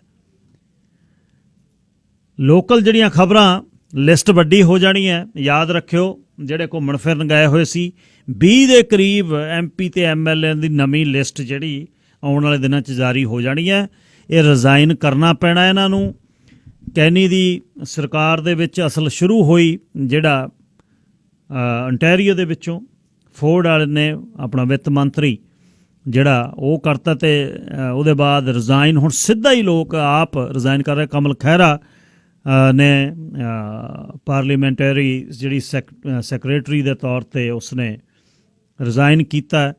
ਅਪ੍ਰੈਲ ਦੀਆਂ ਇਲੈਕਸ਼ਨਾਂ ਦੀਆਂ ਅਲਾਮਤਾਂ ਹੋ ਰਹੀਆਂ ਨੇ ਵੀ ਫੈਡਰਲ ਇਲੈਕਸ਼ਨ ਅਪ੍ਰੈਲ 'ਚ ਆ ਸਕਦੀ ਹੈ, ਕੋਈ ਵੱਡੀ ਗੱਲ ਨਹੀਂ। ਕਾਰਬੋ ਦੇ ਵਿੱਚ 3 ਬੈਡਰੂਮ ਦੇ ਜਿਹੜੀ ਬੇਸਮੈਂਟ ਹੈ $450 ਬੈੱਡ ਢਾਹ ਕੇ $2700 ਦੇ ਵਿੱਚ ਇੱਕ ਪਰਿਵਾਰ ਲੈ ਰਿਹਾ। ਹੁਣੇ ਹੀ ਕਿਸੇ ਨੇ ਦੱਸਿਆ ਕਿ ਸਾਡੇ ਜਵਾਕ ਉੱਥੇ ਆਏ ਆ। ਸਰੀ ਦੇ ਵਿੱਚ ਇਸੇ ਤਰ੍ਹਾਂ 3 ਬੈਡਰੂਮ ਦਾ ਪਰਮ ਧਾਲੀਵਾਲ ਜਿਹੜਾ ਕਾਰਪੇਟ ਗੈਲਰੀ ਵਾਲੇ, ਉਹ ਕਹਿੰਦੇ ਮੈਂ $1000 ਲਈ ਜਾਂਦਾ, ਬੱਚੇ ਰਹਿ ਰਹੇ ਨੇ। ਮੇਰੇ ਖਿਆਲ ਇਹ ਕਰਨਾ ਚਾਹੀਦਾ। ਦੇਖੋ ਉਹਨਾਂ ਦੇ ਵਿਹਾਰ 'ਤੇ ਉਹ ਕਿਤੇ ਗਲਤੀ ਕਰਦੇ ਆ, ਉਹਦੇ ਨਾਲ ਉਹਨਾਂ ਨੂੰ ਹੁਣ ਤੁਸੀਂ ਪੀਨਲਾਈਜ਼ ਥੋੜ੍ਹਾ ਕਰਨਾ ਵੀ ਉਹਦੇ ਕਰਕੇ ਲਓ ਜੀ ਦਿਓ ਜੀ 1500 ਸਾਨੂੰ। ਅਤੇ ਜੇ ਪੈਸਾ ਕਿਸੇ ਲੈਂਦੇ ਹੋ ਬੇਸਮੈਂਟ ਦਾ, ਘੱਟੋ ਘੱਟ ਉਹਦਾ ਮੂੰਹ ਸਿਰ ਤਾਂ ਹੋਵੇ। ਨਰਕੀ ਬੇਸਮੈਂਟਾਂ 40-40 ਸਾਲ ਪੁਰਾਣੀਆਂ, ਮੁਸ਼ਕ ਉਹਦੇ 'ਚੋਂ ਮਾਰਦਾ ਪਾਣੀ ਲੀਕ ਹੋਇਆ, ਤੁਸੀਂ ਫਿਰ ਉਹ ਜਵਾਕਾਂ ਦੀਆਂ ਬਣਾ ਕੇ ਵੀਡੀਓ ਜੀ ਦੇਖੋ ਜੀ ਇਹ ਭਾਂਡੇ ਨਹੀਂ ਧੋਂਦੇ ਜੀ। ਬਾਹਰਲੇ ਬੰਨੇ ਇਉਂ ਸਮਾਨ ਪਿਆ ਜਿਵੇਂ ਸਕ੍ਰੈਪ ਯਾਰਡ ਹੁੰਦਾ, ਕਿਉਂਕਿ ਆਪ ਰਹਿੰਦੇ ਨਹੀਂ ਮਾਲਕ, ਸਾਰਾ ਕਿਰਾਏ 'ਤੇ ਉੱਪਰੋਂ ਥੱਲੇ। ਉਹ ਕਹਿੰਦਾ ਬੈਠੇ ਰਹੋ ਇੱਥੇ। ਹਾਂ ਬਸ ਆ ਜੀ ਕੋਲ ਕਿੰਗ ਜਾਰਜ ਕੋਲ ਆ। ਮਤਲਬ ਕਹਿਣ ਦਾ ਅਸੀਂ ਕਰਦੇ ਕੀ ਆ ਯਾਰ, ਅਸੀਂ ਥੋੜ੍ਹਾ ਜਿਹਾ ਖਿਆਲ ਰੱਖੀਏ ਇਹਨਾਂ ਧੀਆਂ ਪੁੱਤਾਂ ਨੂੰ। ਜਿਹੜਾ ਉਹ ਜੇ ਹੁਣ ਉੱਧਰੋਂ ਸੰਘਰਸ਼ ਦੇ ਤਾਂ ਆਪਾਂ 98% ਹਾਮੀ ਆ, ਪਰ ਨਾਲ ਨਿੱਜੀ ਤੌਰ 'ਤੇ ਜਿੱਥੇ ਸਾਡਾ ਜ਼ੋਰ ਚੜ੍ਹਦਾ ਹੈ ਅਸੀਂ ਉਹਨਾਂ ਦਾ ਗੇੜਾ ਨਾ ਛੱਡੀਏ ਬਈ ਨਾ ਹੁਣ ਮੇਰੇ ਸੂਤ ਆ ਗਿਆ ਮੈਂ ਤਾਂ ਇੰਨੇ ਹੀ ਲੈਣੇ ਨੇ। ਇਹੀ ਸ਼ਹਿਰ ਸੀ ਜਿੱਥੇ $400 ਦੇ ਵਿੱਚ ਇੱਕ ਸਿੰਗਲ ਬੇਸਮੈਂਟ, $550 ਦੇ ਵਿੱਚ ਡਬਲ ਬੇਸਮੈਂਟ ਤੁਹਾਨੂੰ ਮਿਲਦੀ ਸੀ। ਠੀਕ ਹੈ, ਘਰ ਵੀ ਜਿਹੜੇ ਮਹਿੰਗੇ ਹੋ ਗਏ, ਪਰ ਜੇ ਤੁਸੀਂ ਇਹ ਸੋਚਦੇ ਹੋ ਵੀ ਘਰਾਂ ਨੂੰ ਅਸੀਂ ਬੇਸਮੈਂਟਾਂ ਦੇ ਰੈਂਟ ਦੇ ਹਿਸਾਬ ਦੇ ਨਾਲ ਹੀ ਲੈਣਾ ਤਾਂ ਉਹ ਤਾਂ ਫਿਰ ਬਹੁਤ ਵੱਡੀ ਗੱਲ ਹੈ। ਸਰ ਹਰਪਾਲ ਸਿੰਘ ਆਖਰੀ ਕਾਲਰ ਜੀ। ਗਿੱਲ ਸਾਹਿਬ ਉੱਥਲ ਪੁੱਥਲ ਜਿਹਾ ਤਾਂ ਕੰਮ ਬਹੁਤ ਹੋਇਆ, ਤੁਸੀਂ ਸਾਰੀਆਂ ਗੱਲਾਂ ਕਰ ਦਿੱਤੀਆਂ। ਦੇਖੋ ਇਹ ਹੈ ਨਾ ਫੈਮਿਲੀ ਮੈਨ ਲਈ ਤਾਂ ਬੇਸਮੈਂਟ ਲੈਣੀ ਬਹੁਤ ਔਖੀ। ਜਿਹੜੇ 2 ਬੱਚੇ ਪੜ੍ਹਦੇ ਆ, ਵਾਈਫ ਹਸਬੈਂਡ, ਕਈ ਵਾਰੀ ਹਸਬੈਂਡ ਇਕੱਲਾ ਹੀ ਕੰਮ ਕਰਦਾ। ਹਾਂਜੀ, ਤੇ ਸਟੂਡੈਂਟ ਆ 2-2 3-3 ਜਣੇ ਰਲ ਕੇ, ਜੇ ਉਹਨਾਂ ਚੌਥਾ ਰਲ ਜਾਂਦਾ 200 ਹੋਰ ਵਧਾ ਦਿੰਦੇ ਆ। ਕਰ ਇਹ ਘਰ ਵਾਲਿਆਂ ਦੀ ਬਹੁਤ ਗਲਤ ਗੱਲ ਹੈ ਨਾ। ਰੀਜਨੇਬਲ ਪ੍ਰਾਈਸ ਚਾਹੀਦੀ ਆ, ਇਹਦੇ ਵਿੱਚ ਫੈਮਿਲੀ ਮੈਨ ਬੜਾ ਨਪੀੜਿਆ ਜਾ ਰਿਹਾ। ਦੂਜੀ ਗੱਲ, ਤੁਸੀਂ ਆ ਦਾਨ ਦੀ ਗੱਲ ਕਰਦੇ ਸੀ। ਦੇਖੋ ਹੈ ਨਾ, ਦਾਨ ਵੀ ਹੁਣ ਤਾਂ ਅਕਲਾਬਾਦ ਚੋਂ ਤਾਂ ਗੁਰਬਾਣੀ ਕੀ ਹੈ ਖਰੇ ਲਿਖਿਆ। ਦੇਖੋ ਇਹਦੀ ਜੇ ਦਿਸ਼ਾ ਆਪਾਂ ਹਨਾ ਚੇਂਜ ਕਰ ਦਈਏ ਤੇ ਚੰਗੀ ਗੱਲ ਆ। ਹੁਣ ਗੁਰਦੁਆਰਿਆਂ 'ਚ ਆਪਾਂ ਦਾਨ ਬਹੁਤ ਕਰਦੇ ਹਾਂ, ਸ਼ਰਧਾ ਦੇ ਉੱਥੇ ਜਗ੍ਹਾ ਕਈ ਵਾਰ ਇਤਿਹਾਸਕ ਉਹਨਾਂ ਤੇ ਕਰਦੇ ਆ, ਪਰ ਉਹਨਾਂ ਨੂੰ ਜਵਾਬਦੇਹ ਬਣਾਈਏ। ਜੇ ਕਿਤੇ ਉਹ ਹਨਾ ਇੱਕ ਕੰਧ ਢਾਉਂਦੇ ਦੂਜੀ ਬਣਾਉਂਦੇ, ਉੱਚੀਆਂ ਉੱਚੀਆਂ ਕੰਧਾਂ ਸਾਰੀ ਜਾਂਦੇ, ਪੱਥਰ ਲਾਈ ਜਾਂਦੇ, ਜੇ ਕਿਤੇ ਉਹਨਾਂ ਨੂੰ ਜਵਾਬਦੇਹ ਜਨਤਾ ਬਣਾਵੇ ਵੀ ਆਹ ਪੈਸਾ ਸ਼ਰਧਾ ਵਾਸਤੇ ਲੋਕੀ ਚਾੜਦੇ ਆ, ਵੀ ਉਹਦਾ ਕੋਈ ਅਨਾਥ ਆਸ਼ਰਮ ਕੋਈ ਸਕੂਲ ਵਗੈਰਾ ਬਣਾਏ ਜਾਣ ਤਾਂ ਵਧੀਆ ਗੱਲ। ਮੈਂ ਪਿੱਛੇ ਜਿਹੇ ਕਿਤੇ ਛੋਟੀ ਜਿਹੀ ਘਟਨਾ ਦੱਸਦਾ, ਮੈਨੂੰ ਕਿਸੇ ਨੇ ਦੱਸੀ, ਕਿਸੇ ਨੂੰ ਮਨੀ ਬਣੀ ਸਮਗਲਿੰਗ ਦੀ, ਉਹ ਗੁਰਦੁਆਰੇ ਜਾ ਕੇ ਨਾਨਕਸਰ ਗੁੱਥੀ ਦੀ ਗੁੱਥੀ ਸਿੱਟਿਆ। ਦੇਖੋ ਉਹਦਾ ਵੀ ਦਾਨ, ਉਹਨੇ ਕਿਹਾ ਹੁਣ ਬਾਬਾ ਹੋਰ ਕੰਮ ਚੱਲਣਾ, ਜੇ ਉਹ ਅਕਲ ਥੋੜੀ ਹੋਰ ਵਰਦਾ ਆਪਣੇ ਪਿੰਡ ਹੀ ਕਿਤੇ ਗਰੀਬ ਗੁਰਬੇ ਨੂੰ ਦਾਨ ਕਰ ਦਿੰਦਾ। ਹਾਂਜੀ, ਇੱਕ ਜਗ੍ਹਾ ਮੈਂ ਇਸ ਬੰਦੇ ਨੂੰ ਇਹ ਨਹੀਂ ਕਹਿੰਦਾ ਵਧੀਆ ਕੀਤਾ ਉਹਨੇ, ਮਤਲਬ ਦੇਖੋ ਬਾਬੇ ਤੋਂ ਕੀ ਮੰਗ ਰਿਹਾ। ਇੱਕ ਜਗ੍ਹਾ ਸਾਡੇ ਨਕੋਦਰ, ਉੱਥੇ ਬੰਦਾ ਟਰੈਕਟਰ ਚਾੜਿਆ ਹੈ ਕਲਾਕਾਰ 6-7 ਲੱਖ ਦਾ। ਉਹ ਦੱਸ ਵੀ ਬਾਬੇ ਨੇ ਟਰੈਕਟਰ ਕੀ ਕਰਨਾ, ਮੋਹਰੇ ਖੜਾ ਕੀਤਾ ਵੀ ਜੇ ਤੂੰ ਇਹ ਪਿੰਡ 'ਚ ਹੀ ਦੇ ਦਿੰਦਾ, ਹਾਂਜੀ ਜੇ ਤੂੰ ਦਾਨ ਹੀ ਕਰਨਾ ਲੈ ਬਈ, ਜਿਹਨੂੰ ਲੋੜ ਆ ਬਾਹੋ। ਹਾਂਜੀ, ਦੱਸੋ ਕਿਹੋ ਜਿਹੀ ਗੱਲਾਂ। ਦੇਖੋ ਇਹੋ ਜਿਹੇ ਕਲਾਕਾਰ ਵੀ ਸਾਡੇ ਕਿ ਕਿੱਦਾਂ ਨੂੰ ਜਨਤਾ ਨੂੰ ਤੋਰੀ ਜਾਂਦੇ ਆ, ਉਹ ਦੇਖ ਕੇ ਫਲਾਨਾ ਕਲਾਕਾਰ ਇੱਥੇ ਇੱਟਾਂ ਦਾ ਦਾਨ ਕਰ ਗਿਆ। ਇਹ ਮੈਂ ਕਹਿੰਦਾ ਥੈਂਕ ਯੂ। ਮੇਰੇ ਕੋਲ ਸਮਾਂ ਘੱਟ ਹੈ ਕੰਗ ਸਾਹਿਬ, ਧੰਨਵਾਦ। ਤੇ ਬਿਲਕੁਲ ਉਹ ਇੱਕ ਅਲੱਗ ਵਿਸ਼ਾ, ਗੁਰੂ ਘਰਾਂ ਦੇ ਵਿੱਚ ਆਪਾਂ ਮੱਥਾ ਟੇਕਦੇ ਹਾਂ, ਉਹ ਅਲੱਗ ਗੱਲ ਹੈ। ਉਹਨੂੰ ਮੈਂ ਇਹਦੇ ਨਾਲ ਨਹੀਂ ਕਰ ਰਿਹਾ, ਉਹ ਕਰੀ ਜਾਣ ਜਿਵੇਂ ਆਪਾਂ ਕਰਨਾ, ਪਰ ਬੰਦੇ ਨੂੰ ਵੀ ਸਾਂਭੀ।